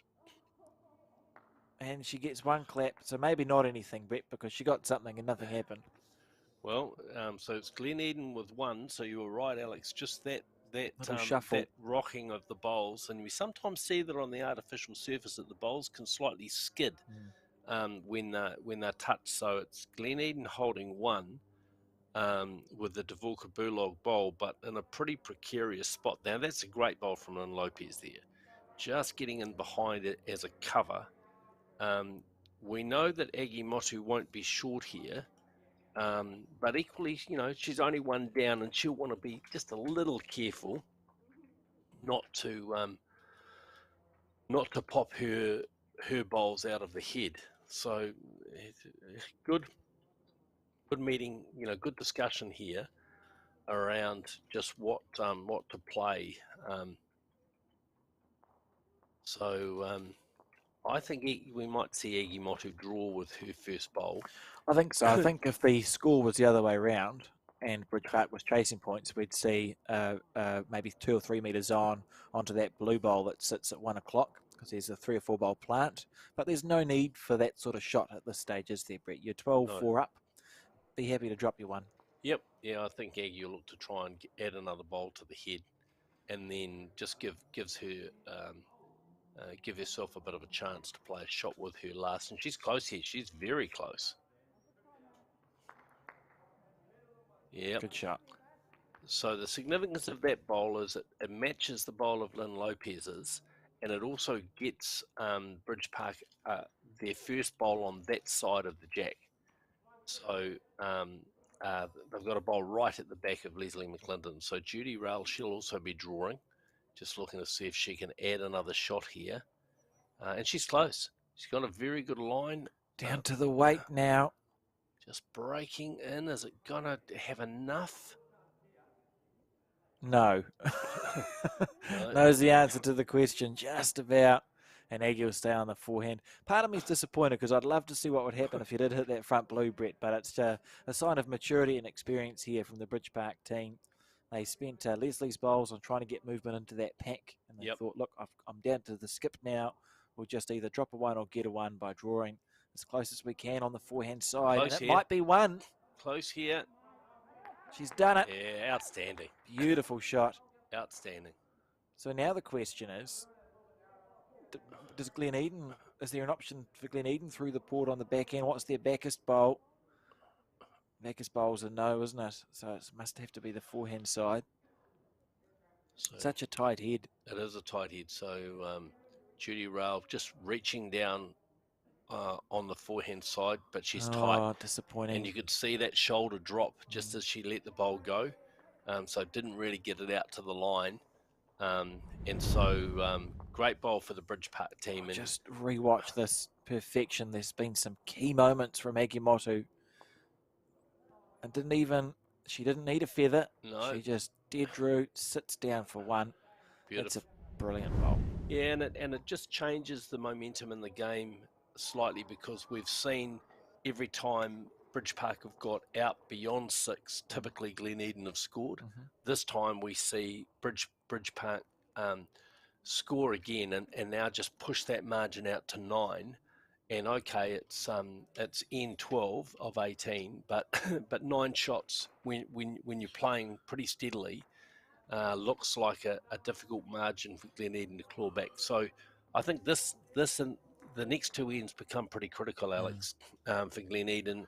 If they're going to stay within range of Bridge Park, they definitely need to score on probably both the next two ends. Absolutely, and they'll know to give that. themselves a chance. Yeah. Absolutely, look, they're an experienced team and they've been playing some good bowls. It's what we said sort of earlier on too about Glen Eden. They're not going to win it by going up in ones. No. And they never were because they got to that deficit early on. So it's about trying to build just 2 or 3 ends where you're going to score a multiple. But it's been about 5 ends since we said that, and they haven't had a head where they can score a multiple yet. So the pressure's just beginning. They're turning the screw, the metaphorical screw, so to speak. So Glen Eden, the next 2 ends here of absolute key importance. So we will see Bridge Park, I think, be a team through to the final. And you can see to the left that one of the teams is on 12 in that semi-final, the other semi-final. I think that might be the Te Atatu side leading that game. I see Lauren Mills just delivering her bowl for the Te Atatu team, playing with Robin Reihana and Marion Hakaraya in that team. Leslie McClendon now in this semi-final has drawn a very good shot. And on the backhand, so she'll be happy with that because that's the hand that she's had a couple of bad moments on. Yep, no, that was... So you put it right. That was a good shot. Nicely delivered, stayed down and got that arm through to the line, and that's an important bowl for Bridge Park in terms of keeping their momentum going. As Lynn Lopez again reaching down on this forehand side, looking for a sit on the jack or the bowl. Nice piece of weight, just a little tight. And so at this stage, it's Bridge Park holding 2 here. Leslie McClendon shot bowl and obviously Kirsty Hill's first bowl. And Leslie again staying down nicely with that second bowl. And again, she's got some nice line here, not quite the weight. And so she's just going to clip the front bowl. But it's still 1, I think probably 2 to the Bridge Park team, and Judy Ralph saying to Lynn Lopez, look, just see if you can pop down on this side. There is a little bit of late turn on this hand, but she's just got caught a little bit wide. It will come back, but not to make any change to the head. So advantage Bridge Park,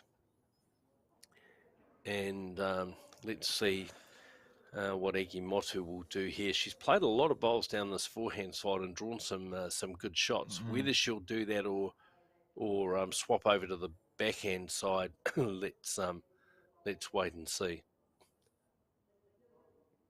Crisp morning here in at Royal Oak, and so yeah, Aggie's decided caution being the better part of valour. She'll play the backhand side. Any jack movement on that side favours her team, and there, that nice efficient action of hers, she's out there and just, I think she's decided to just play a little cover bowl here She's because, done so. yep, nicely played. Didn't really have anything behind the head, and so the holding, they don't need really to get more than one Mm. shot as they keep the board ticking over, and just making sure she was over and covering those bowls. Was that? Judy Rao, nice tidy delivery this time, and she's down on this side. She's played some great bowls down this hand, and she's close again here, Alex. And again, maybe just a bowl. That is a bowl's width away from perfection there from Judy Rao. She's just, I mean, she hasn't been playing badly, but there's just been a number of times where she not quite got it right. But it is because Bridge Park has made the head such that you have to be perfect or you get no result. So Judy's been unable to be in the area. She's had to play perfect bowls and hasn't just quite managed that on this occasion. And great bowl here from Aggie Motu. She going to have the speed. Right. Yeah, well, there's some applause from Kirsty Hill and Leslie McClendon, so I'm going to guess that's another shot, Yeah. Alex. I don't want to be overly dramatic here, but if Judy doesn't draw the shot, I think they can wave the final goodbye, Brett. I Yep, think this is a key bowl here for Glen Eden. yep. I think this is very important, and she's close. She got the speed. She got a beautiful line. No, Just short, and I think we're going to see a number to Bridge Park. And whilst anything is possible in bowls, out comes one. Oh, actually, that's out comes two. They're having a good look.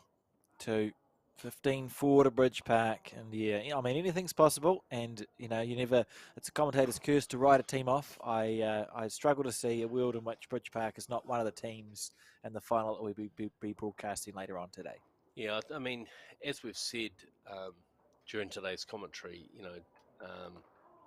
two bowl triples is a draw game, and if you look at the pattern of this game, typically, we're seeing Bridge Park get three or four out of their six bowls within, reasonable proximity of the jack. That the shots where typically for Glen Eden it's only been one or two. And look at it. I mean, here again, we see Kirsty Hill with a toucher. It's just been a really good traditional example of a good triples team, really. It's why they're through to the semi-final, and I tell you, they're going to be a hard team to beat if they keep it up in the final. They will. It is the pattern of play is established by the leads, and in this game, Kirsty Hill's been very accurate.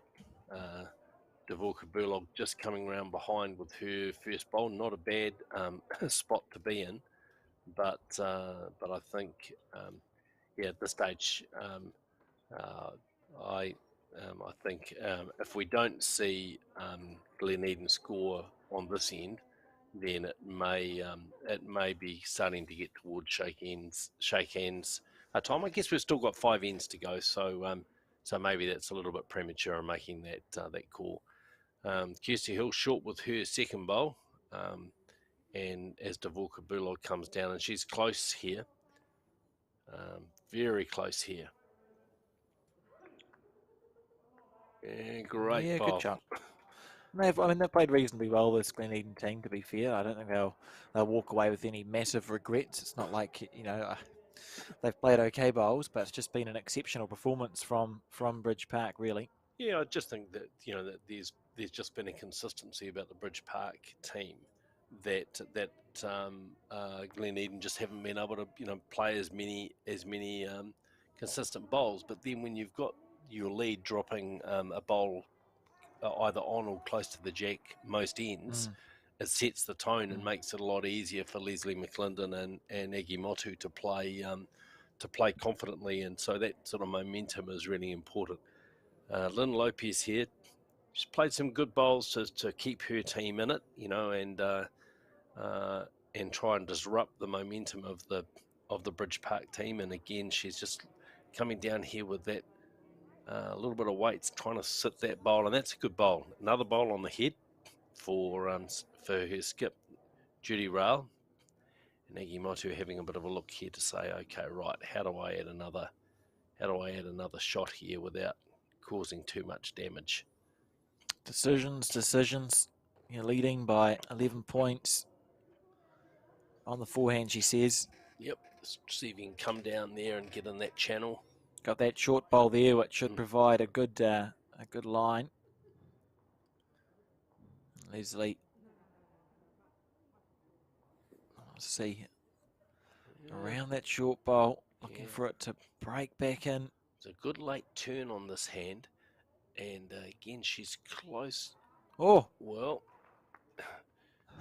I think Kirsty Hill still got the shot. It's got to be a little cannon through that pink bowl. Yeah, definitely a shot now for Glen Eden to play down there, sit that pink bowl, and potentially make 3 of it. Yes, your collision bowl will bog on to that the pink bowl that sits at just gone 10 o'clock to the jack. Just gone a little wide there. It will come back. There is that finish, but you don't just a touch wide. But look, another bowl on the head, and so all is not lost for. It's obviously pretty close there. Aggie Motu doing the finger measure. Yeah, it's just a shot that, I mean, Judy Rail would almost be running down the other end to play this bowl. It's a shot that you'd love to play, as we see the slice. I mean, look at where this pink bowl ends up. So it's been feathered over 2 times. It's just a perfect little plant. You just plant that black bowl out. You sit there for 3. It's a shot that you dream of as a skip because it's pretty simple, Brett. You just need any connection and you're happy days. Yep. The only danger for Judy is getting onto the jack, though she does have that bowl of Davuka Bulogs down at 5 o'clock. And Aggie Motu looks like she might try and play the shot first. Playing it first, that's a wise call. I like that. I like that shot selection because if you look at it, there's no way you can really prevent that shot being played. Blocks are hard to play in outdoor bowls. You can't lock the black bowl in really on the forehand side, which is to our left. So you may as well play that gap yourself and back jack movement to happen here, and then the shot's gone. Yeah, and at the very least, you end up with another bowl on the head. So let's see what Aggie does here. On the backhand.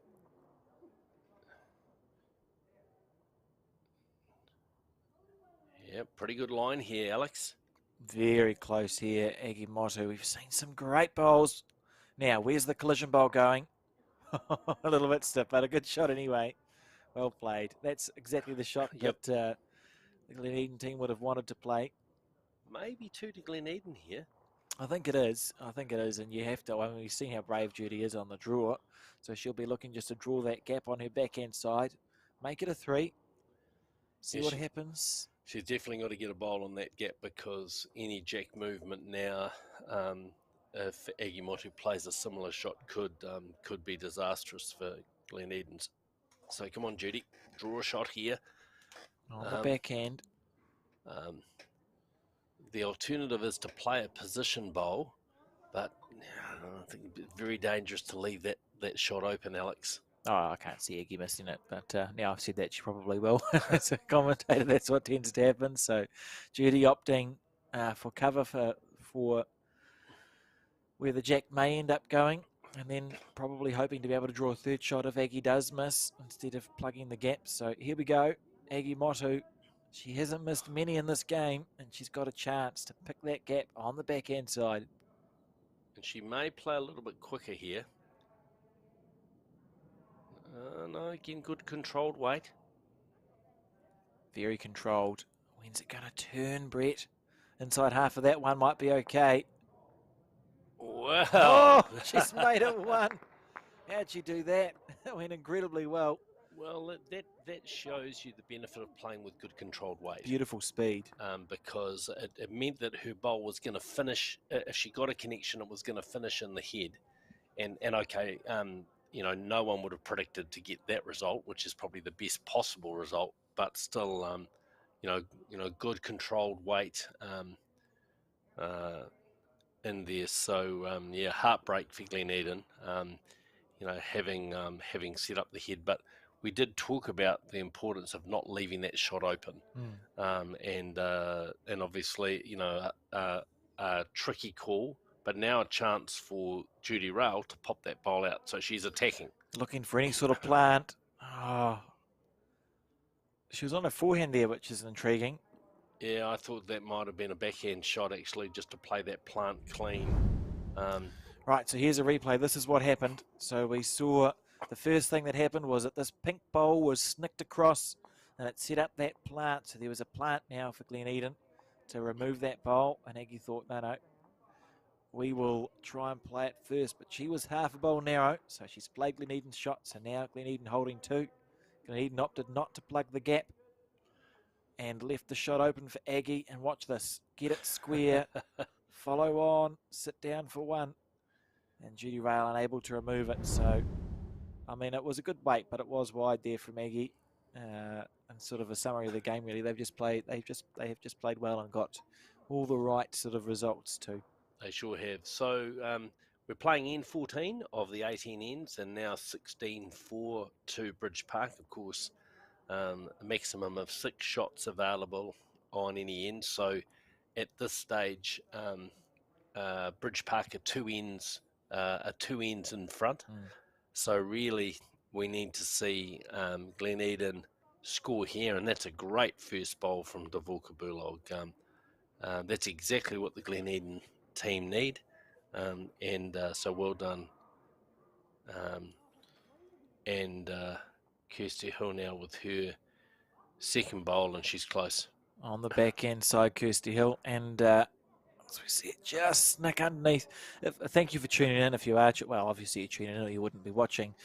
This is available, of course, on the Bowls New Zealand YouTube channel and the Bowls Auckland YouTube channel.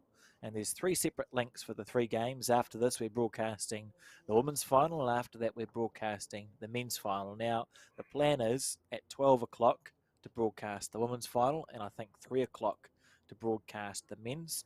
So that's the plan. That's when we are hoping to go live with those finals. So note it down. You'll have time probably for a cup of tea and a biscuit after this game before we broadcast the women's final at 12, and then we'll see how that goes and hopefully broadcast the men's at 3. And like I said, it's available on both the Bowls New Zealand YouTube channel and the Bowls Auckland one.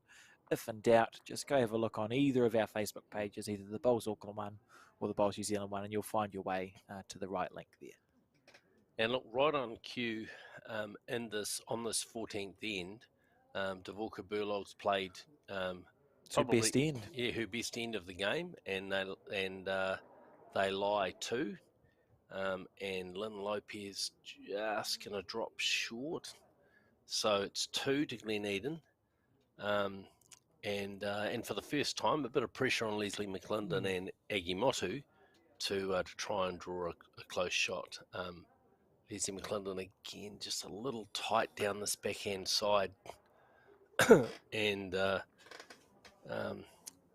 polite applause from Aggie Motu, but 2 to Glen Eden. They need this too, and they need and probably more.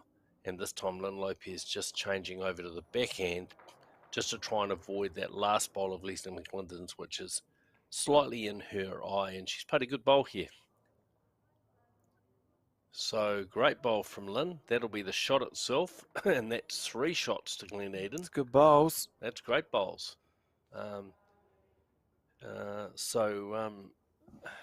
Is this the beginning of the comeback? Well, that's the question, isn't it? And, I mean, it needs to happen now. Glen Eden will be looking for a number, but Absolutely. bowls is a funny beast. If they can get some momentum here and score a number, who knows? And as long as it's mathematically possible, there could be a chance. Stranger things have happened, Brett. Indeed. So now, Aggie, there is a target there, but I suspect Aggie Mott will draw with her first bowl. Just try and get one tight in there, and right on cue, here it comes. On the back end. How's the weight here from Aggie? Oh, it's a good bowl. She's got beautiful line. Oh, based on the clapping, I would say she's cut it down. It is hard to tell from this angle. So if she has cut it down, Judy needs jack movement. On the forehand side, tuck the jack back that little bit, 6 inches back. And she's played this forehand side very well, Alex. She's drawn some great shots down the side. So everything to gain for Judy Rail here. Steering it down. She's in the area too, She's Brett. close. Has she got the speed? Has she got Willing the it on. speed? It's agonisingly short. That would rip your ration book, wouldn't it? Yeah. That sort of, that was, looked in the area the entire way and to fall just that little bit shy. Lisa McClendon having a look. See what she says. 1 and a measure down, she said. So that's good news for the Bridge Park combination. Yeah, Kirsty Hill, using her experience and just intervening there and saying, "Come on, you draw down here. You get your bowl, you can turn it over, or even if you crunch the jack, you're going to be coming with it." So I think that's a good call. I love that, Kirsty. There was no mucking around there, eh? She's like, no. Yeah. This is what's happening. Yeah, Kirsty, a pretty fine skip in her own right, and obviously at this stage of the game, just making sure that there's no ambiguity about the shot and she's playing with weight. Here we go. Agimotu on the forehand. Oh, she's a half a bowl wide. And a chance. Yep. A chance here for Gleneden to make a 4. Yeah, she played that a lot quicker than I thought she would. Certainly based on the last end where she played with such good weight, but I think maybe mindful if she was going to get the jack, she really wanted it to move back because they did have the back bowl with Kirsty Hill's bowl. Also about not missing narrow, I suppose. That's right. Don't want to chip your bowl out, so playing with more weight to keep your bowl. That's up. right. Yeah, no, good call, Alex. So big chance here for Judy Rail and her team. Yeah, chance to make it 4. Yep. And you don't want to spend too much time thinking about this. You just get down, play your bowl on the forehand side, little inside out. Yep. Off the second shot bowl. Look, draw the shot. Yep. And if you draw the shot and get any jack movement, then you make 4. Happy days. And so she's close. She's very close here. She got the speed. How's your weight, Judy? She got the speed. A little inside out off the blue. Oh. What happened? Oh, she deserved better. She did deserve better. God. It's definitely, I think, still a shot to, well, how comes the measure? I mean, because she's turned their shot bowl out and sat in there. I have no idea how that didn't go better for Gleneden. I think she couldn't have. I don't know how you could play that bowl better. She missed slightly on the tight side so that she could get an inside out off the blue if required. They definitely have the shot. I think they've got 2 here. Okay. Well, fair enough. I mean, they deserve the couple. Beautiful effort. I'm just going to pop outside, Alex, and just have a look at those conditions and just see if it's warming up at all. Fair enough. Good luck. We see Dvorka deliver the jack.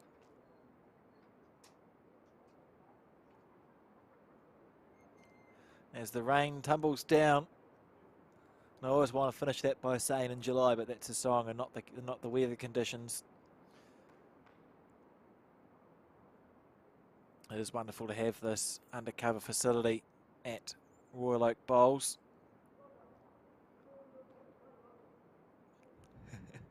And Dvorka on the forehand side now. Lovely delivery.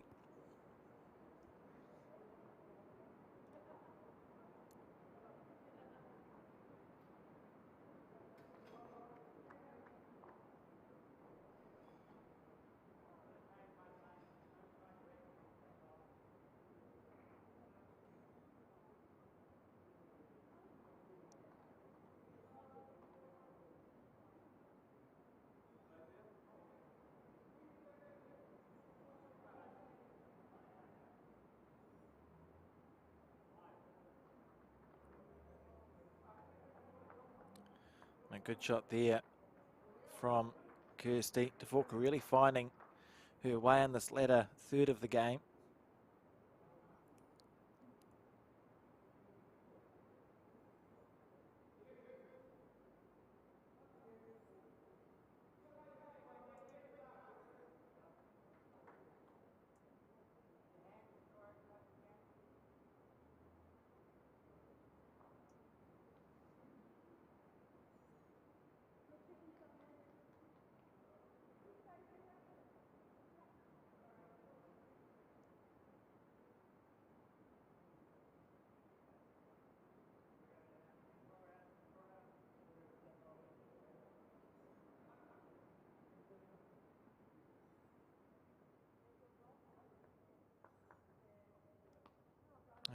Kirsty Hill with another great bowl. Look, two bowls just essentially, oh, it's essentially perfect lead bowls, really. Dvorka holding one.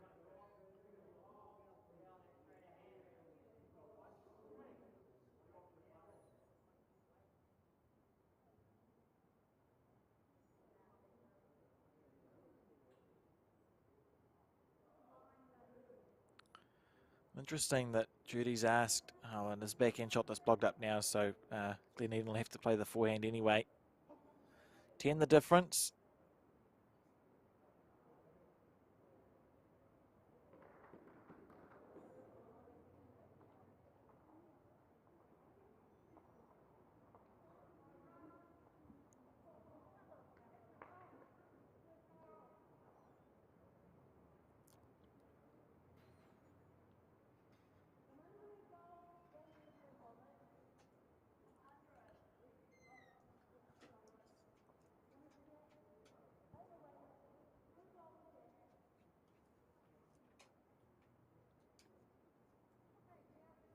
How's the weather outside, Brett? I can confirm that it's a lot warmer in here, Alex, than it is out there. And I admire the fact that that some of the players are playing in their shirt sleeves because it's crispy, but definitely a lot warmer than when we arrived this morning. So and I think hopefully over the coming hours it'll get a lot more pleasant. I've been trying to think, because I think we should come up with names for the covered facilities that we have. I know in Australia they have like a name, like call it the Yep. Dome or the whatever. I've been trying to think of one that we could call the new Royal Oak covered facility, and I've got nothing's come to mind, but I'm open to suggestions. If we can think of something to call this indoor green, what would we call it? Well, yeah, that's a good challenge. I mean, if we were channeling Bob McDonald, we could call it Porky, which it kind of does look a little bit like that. Of course, uh, one of Royal Oak's most favoured players at the moment is Michael Galloway, who is universally known as the Gannet. So we could call it the Gannet Colony. The Gannet, yeah, the Gannet Colony. Gannet Colony, and there's possibly a few other Gannets there. I'm about to get myself in lots of trouble by making that remark. Yeah, we'll stop at that point. But look, maybe we could ask our viewers if anyone would like to come up with a suggestion for the name of that, and we'll provide a chocolate fish to the most creative name that we can. I guess if you looked at the Royal Oak Clubhouse, we could call it the Brickyard, because that's that's a name used in other sports, particularly in American sport. There's a famous stadium called the Brickyard. So let's have a see what I'm sure we can think of something before the end of the day. I'm sure something will come through. Maybe the Palace. The Palace. You know, Royal Oak. You know, I like the Palace. The Palace. That's my favourite one. All right. Okay. Well, it's certainly a lot better than Porky. Yeah. Yeah. And I don't think Michael Galloway would particularly like us calling it the Gannet Colony. Yeah. So back to the bowls. It's 1-2 to Glen Eden. I guess it feels like we're sort of winding down a little bit in this game as we come to the conclusion of the 15th end. So one here gets us to a 16-7 scoreline. And just looking at what the players are going to do, no, it looks like they're happy to keep playing, and so they should. I mean, until I'm a great believer that until it's mathematically impossible to win, you should keep playing, because you do never quite know in this game what's possible, and it only takes one big end to turn things around. So we've now played 15 ends. The score is 16-7 to the Bridge Park combination of Kirsty Hill, Leslie McClendon, and Aggie Motu, and they're leading the Glen Eden triple of Dvorka Bulog, Lynn Lopez, and skip Judy Rail, who Mm. just straightens the jack up here in the semi-final of the Bowls Auckland Women's Champion of Champion triples. So, been great to see Dvorka Burlog really come onto her game a little bit in the last few ends, and that helped Glen Eden chip away at this lead. Absolutely, yeah. It's one of those games where Glen would wish they'd started from scratch about 4 or 5 ends ago. So they've been certainly a lot more competitive in the last third of this match. Absolutely. Nice line there from Dvorka, but just pulling up a little bit short. And Kirsty Hill, characteristically very quick into her work. I don't think I've ever seen a Hill who plays slowly. No, it's not in their DNA, is it? And that's a good opening bowl from Kirsty Hill. She's been very consistent in this in the semi final, and it's a big reason why Bridge Park have got out to this 16-7 lead. Our scoreboard on screen says 16-9, but actually it's 16-7 to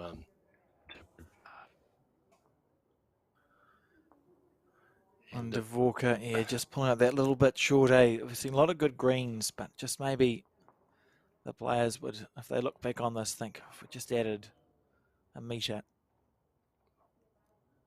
Here we go, Kirsty Hill looking to clear the front one. Oh, it turned quick, didn't it? It did turn quick. Once that weight comes off on that hand, they really dive.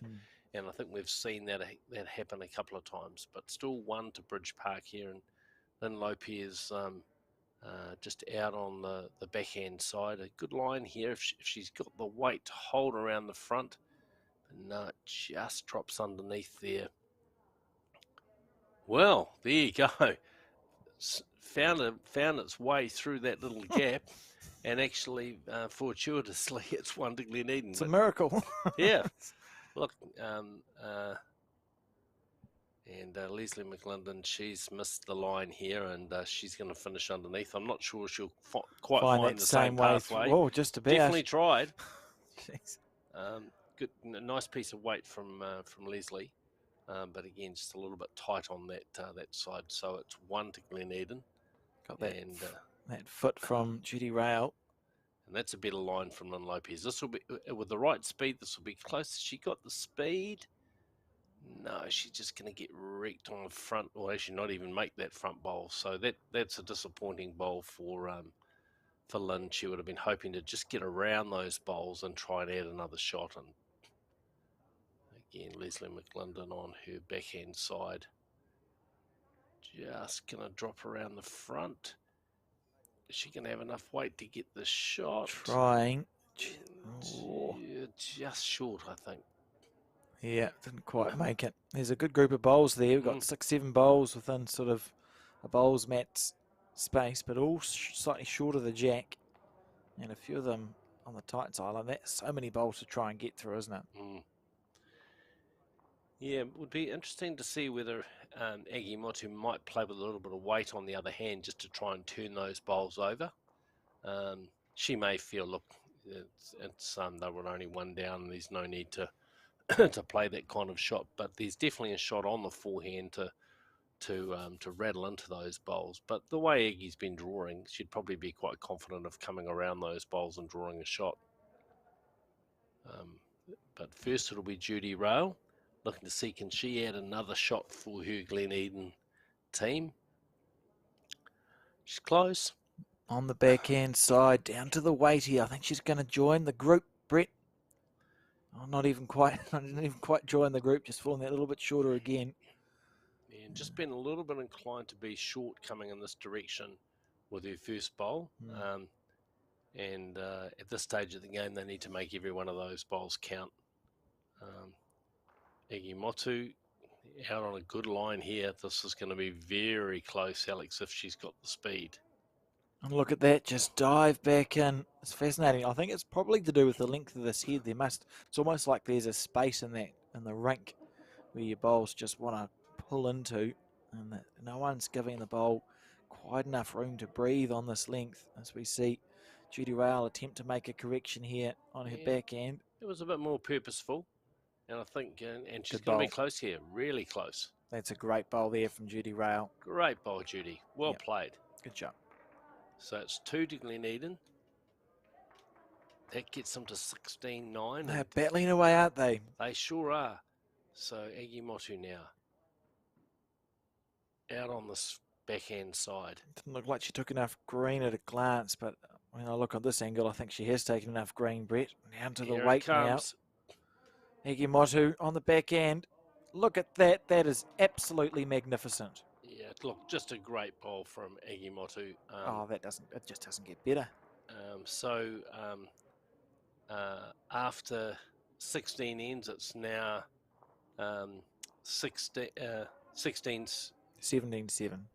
17-7, yes, to Bridge Park. So mathematically, still a chance for Gleneden. And look, Judy Rail played a very good bowl here, as we can see on the replay, to get them second shot. But Aggie Motu, just rising to the challenge. Such a good bowl.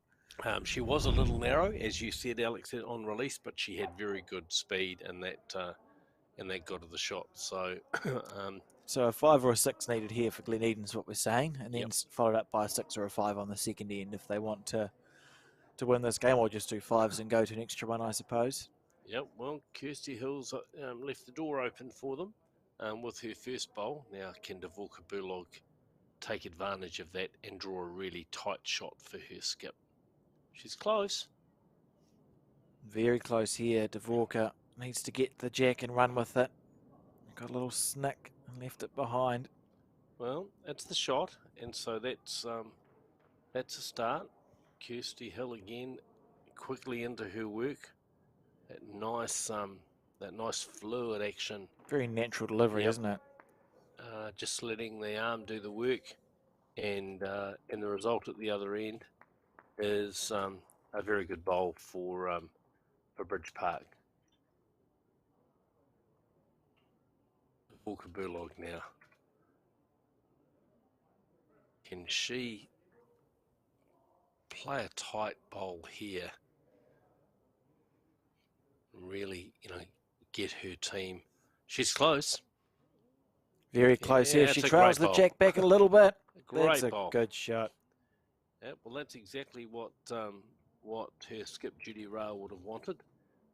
Gives them a shot. It moves the jack towards Dvorka's first bowl and gives them a chance of making more. And Aggie Motu saying to Leslie McClendon, look, come down on that forehand side, get me a bowl in the head or slightly past, just as a bit of security. And this is a pretty good bowl from Leslie McClendon.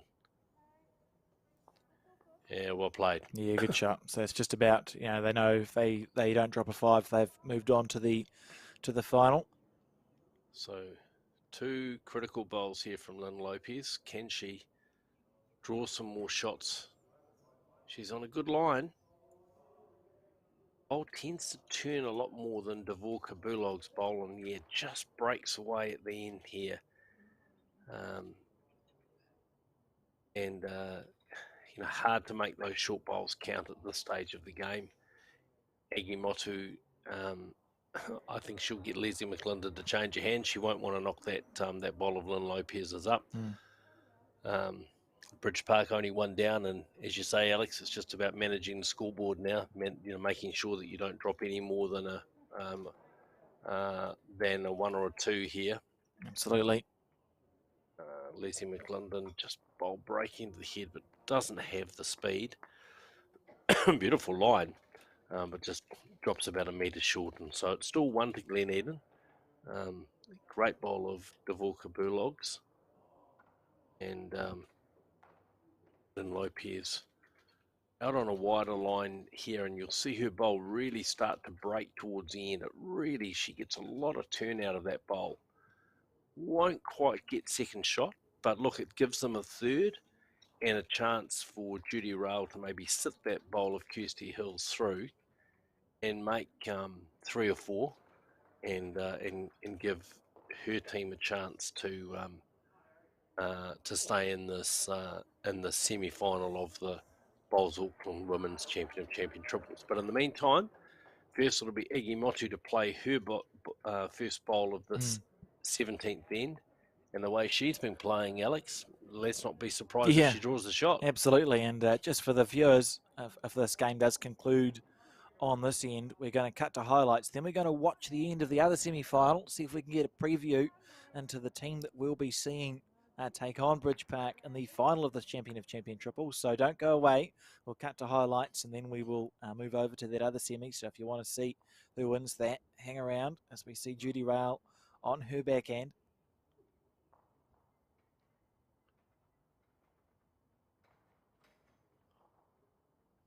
Playing, just try and sit that bowl out of Kirsty Hills, just playing with a little bit of weight, but just tight and underneath the line. Another bowl on the head, but probably difficult to make that one count. So Aggie Mott will just be trying to draw another bowl into the head, just try and consolidate the position for Bridge Park, and quite frankly, difficult to see a chance for Gleneden to really score the number of shots they need to stay in the game here. Feels like they're just playing it out, doesn't it, Brett? Just going, well, we've got bowls in their hands, we may as well roll them up the green. And, of course, with the new rules, if you can't win the game mathematically and it's in post-section or a must-win situation, it finishes, it stops. Indeed. And so this will be the last bowl of this match. Yep. Judy Rail, she's going to finish with a bang. Square onto that one. Oh, just underneath it. And that's the summary of the game for me. You know, within a bowl from Gleneden, and we're going to see a handshake here. So the rules state Yep. you're finished now. Yep. So we'll see a handshake, and congratulations to... Yep, I think they've had a look at the board and realised that the maths is not going to work in this case. So congratulations to Kirsty Hill, Leslie McClendon and Aggie Motu of the Bridge Park Club. They have won the semi-final of the Bowls Auckland Women's Champion of Champion Triples in convincing fashion over Dvorka Burlog, Lynn Lopez and Judy Rail of the Gleneden Club. And so now we will check out some highlights, but don't go away, because when we return, we will be watching the end of the other semi-final between the Tararangi RSA and whoever they're playing, Brett. They're playing Te Aratu, I believe. Yes, Te Aratu, that's right.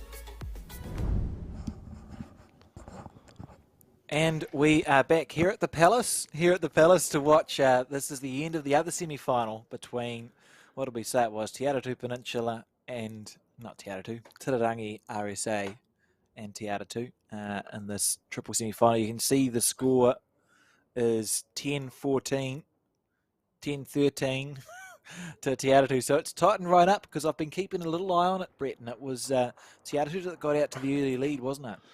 Yeah, and on paper, the Te Aratu team, Lauren Mills, Marion Hakaraya, and Robin Rehan, a pretty credentialed team. Lauren Mills recently runner-up in the in the Bowls 3-5 national finals, playing for Te Aratu, and Lauren also a member of the Takapuna Club and part of the success that that club where I play has had over recent years. As we've seen over the last day and a bit, this Titarangi RSA team, really unheralded, have really hung in these games and played some very, very good bowls. So Robin Rehana with her first bowl and not looking very happy with that bowl. And she's just ended up a little wide. Certainly have. And there's Carol Berry. Must be the two. So, and Karen Kazumski, the skip, and Kay Spells. And I'm sorry, I don't know her first name. Kay Spells there to the right. Must be off the front, but obviously a very a close team. They'll know each other pretty well. Yeah, and there's been the game's been played in good spirit. You know, when we've looked over, there's been plenty of chat and with the two teams.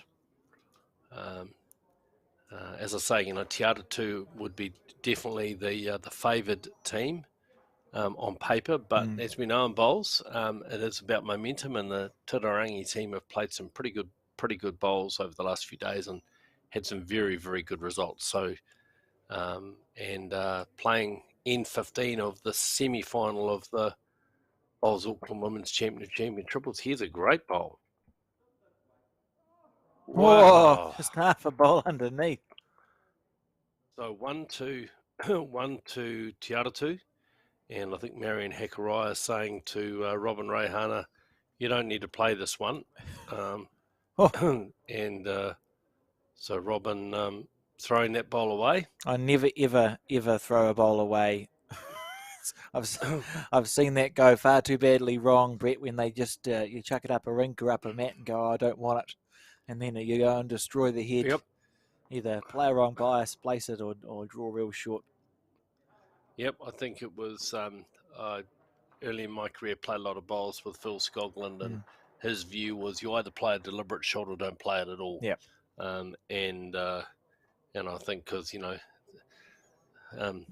bowls are unpredictable objects at the best of times.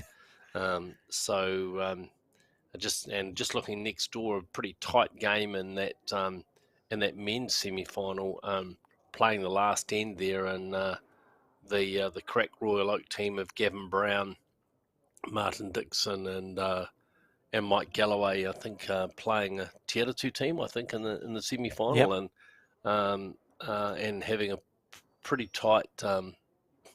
It's the quarterfinal there. Quarterfinal. Two Bluchers and Brendan Kelly, who's also the greenkeeper in that quarterfinal. So obviously quite a tight game. Little huddle going on there with the Titarangi team, as the umpire comes out just to look at the. Oh, she's forgotten her tape. Length of the jack. Yeah, there was no tape down there. Maybe just stepping it out. Yeah, and I think there was an expectation that the tape was at the other end, but it's not. There's Adam Blucher playing his bowl next door. He's obviously skipping that Te Aratu team in the semi-finals in the quarterfinals of the men's event, playing Royal Oak, and on this rink, we're watching the semi-finals of the women's champion of champion triples.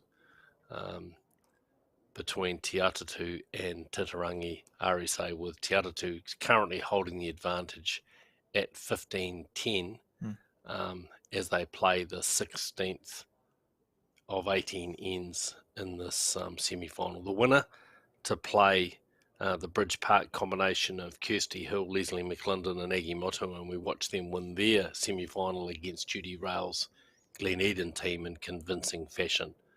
That game just concluding a few minutes ago before our team expertly switched the cameras over, so that Jack is not the legal minimum distance, so that goes back, and it'll be the lead for the Titirangi team, who we're going to call Spells.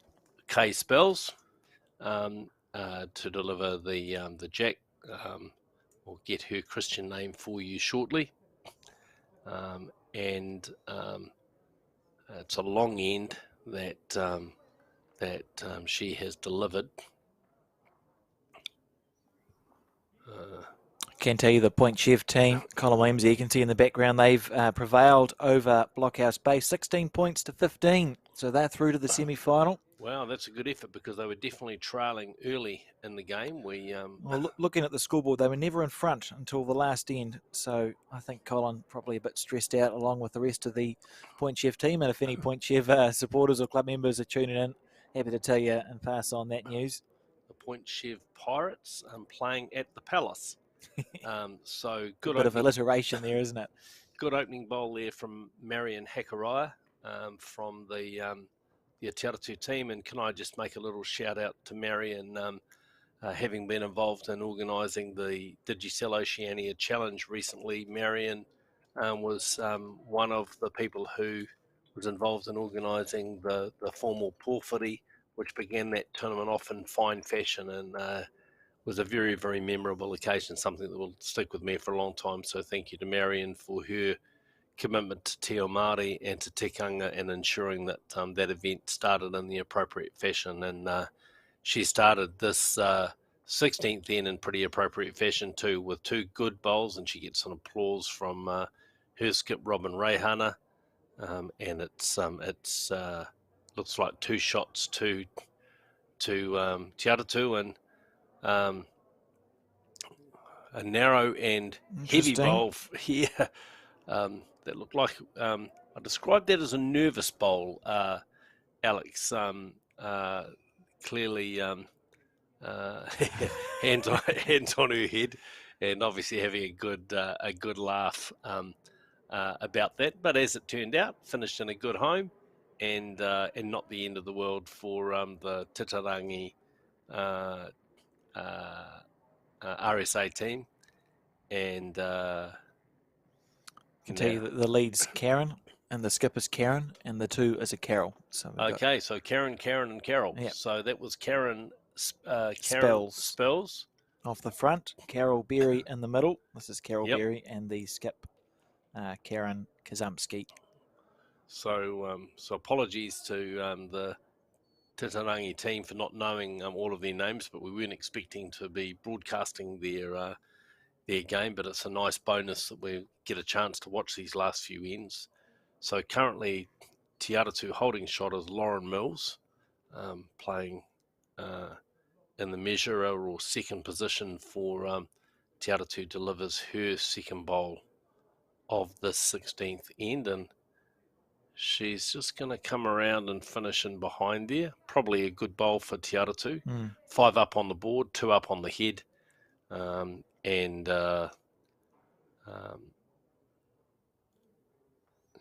we see Carol, Carol Berry there on her backhand, playing her second bowl, and played a bit of bowls early on at New Lynn, I believe. Carol Berry in the juniors. Another one, her and Karen came up through the Auckland junior squad, maybe a couple of years, 2 or 3 years after Aggie and Judy Rail and co. So it was 2 or 3 years after that, but that's sort of that same system they've come through. So it's the Te Atatu team holding a couple of shots here.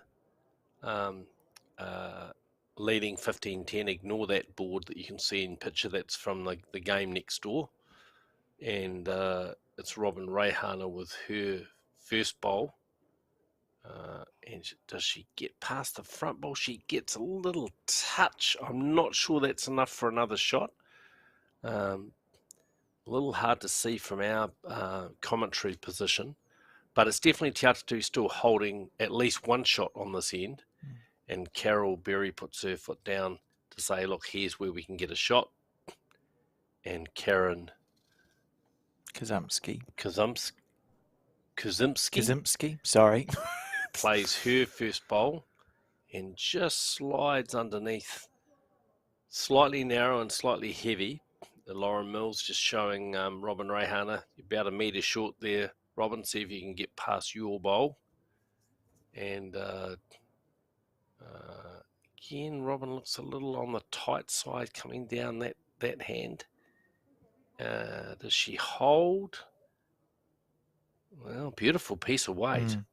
Beautiful piece of weight, but just underneath.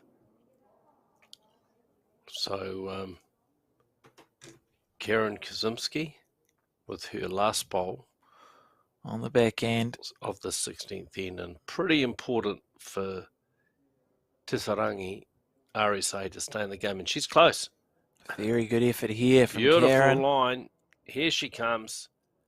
Great bowl. Go, she says, and it didn't. And I think... Let's have a look. Out they come and have a look. Oh, a finger measures from Lauren. Oh, no. Well, it's definitely 1 to Te Atatu. That's that first bowl of Marion Hakaraya's. And now Lauren will get to work with the measure and just see. So if it's more than one, it's shake hands time, isn't it? Oh. Because this is the 17th end. What's actually happened? Well, she just kicked out the bowl that they were going to measure. So it's 2 to Te Atatu. So Lauren obviously was keen to get it resolved, but Carol Berry in the meantime said, no, I've had a good look and I think it's 2. So 2 to Te Atatu puts them out to 17-10. And this must be the 17th end. This is the 17th end, so we have 2 ends to go in the semi-final of the Bowls Auckland Women's Champion of Champion Triples. And it's Robin Rayhana, Lauren Mills and Marion Hakaraya. Out in front at the moment. And again, are we going to see another jack that's short?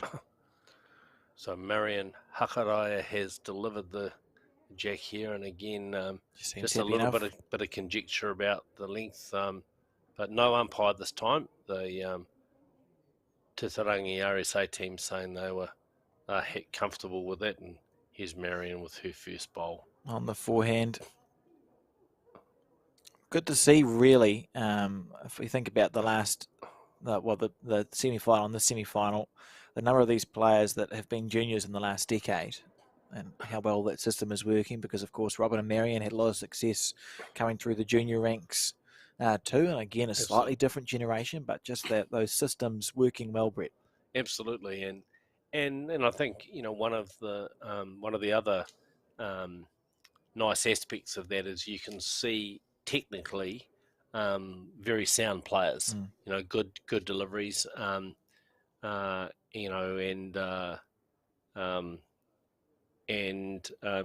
that's why they're successful, because it is a game where you don't have to have a perfect delivery, but you just have to try and deliver the bowl the same way every time. And if you can achieve that, then you've got a pretty good chance of being successful. So Karen Spells here with her second bowl.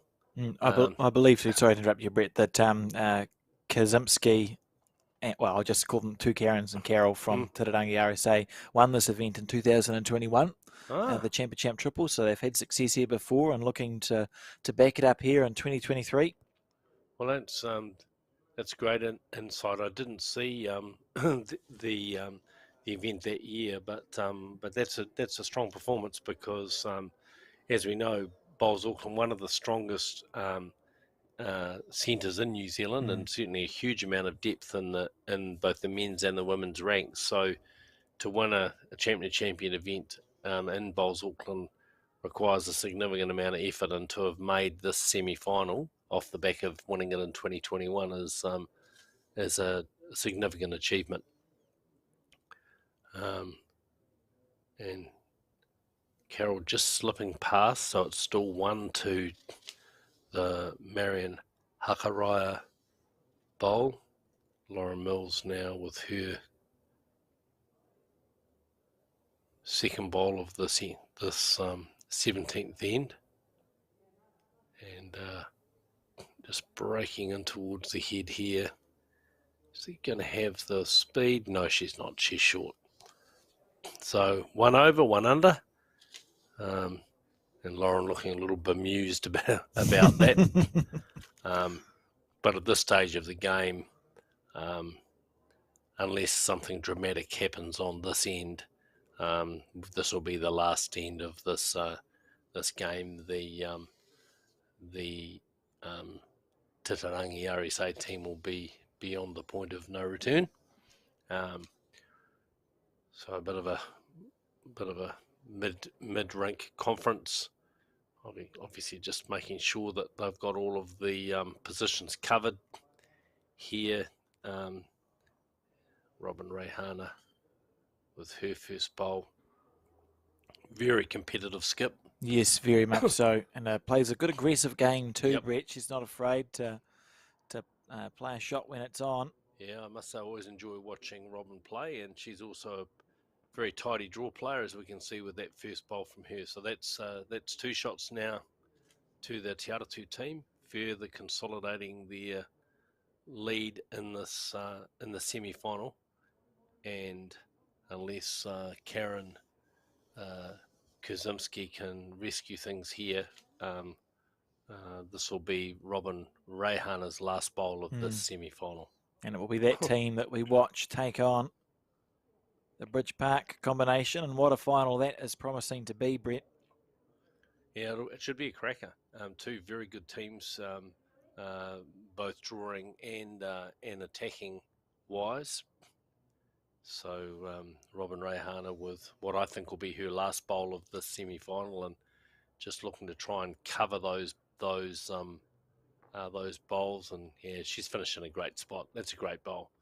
She gets applause from Lauren Mills, having done exactly what she was asked to do, which was to cover potential jack trail there. And Karen Kozimski will play this last bowl of the 17th end and potentially the last bowl of the semi-final. She's looking for that jack. Here we go. She's got the jack.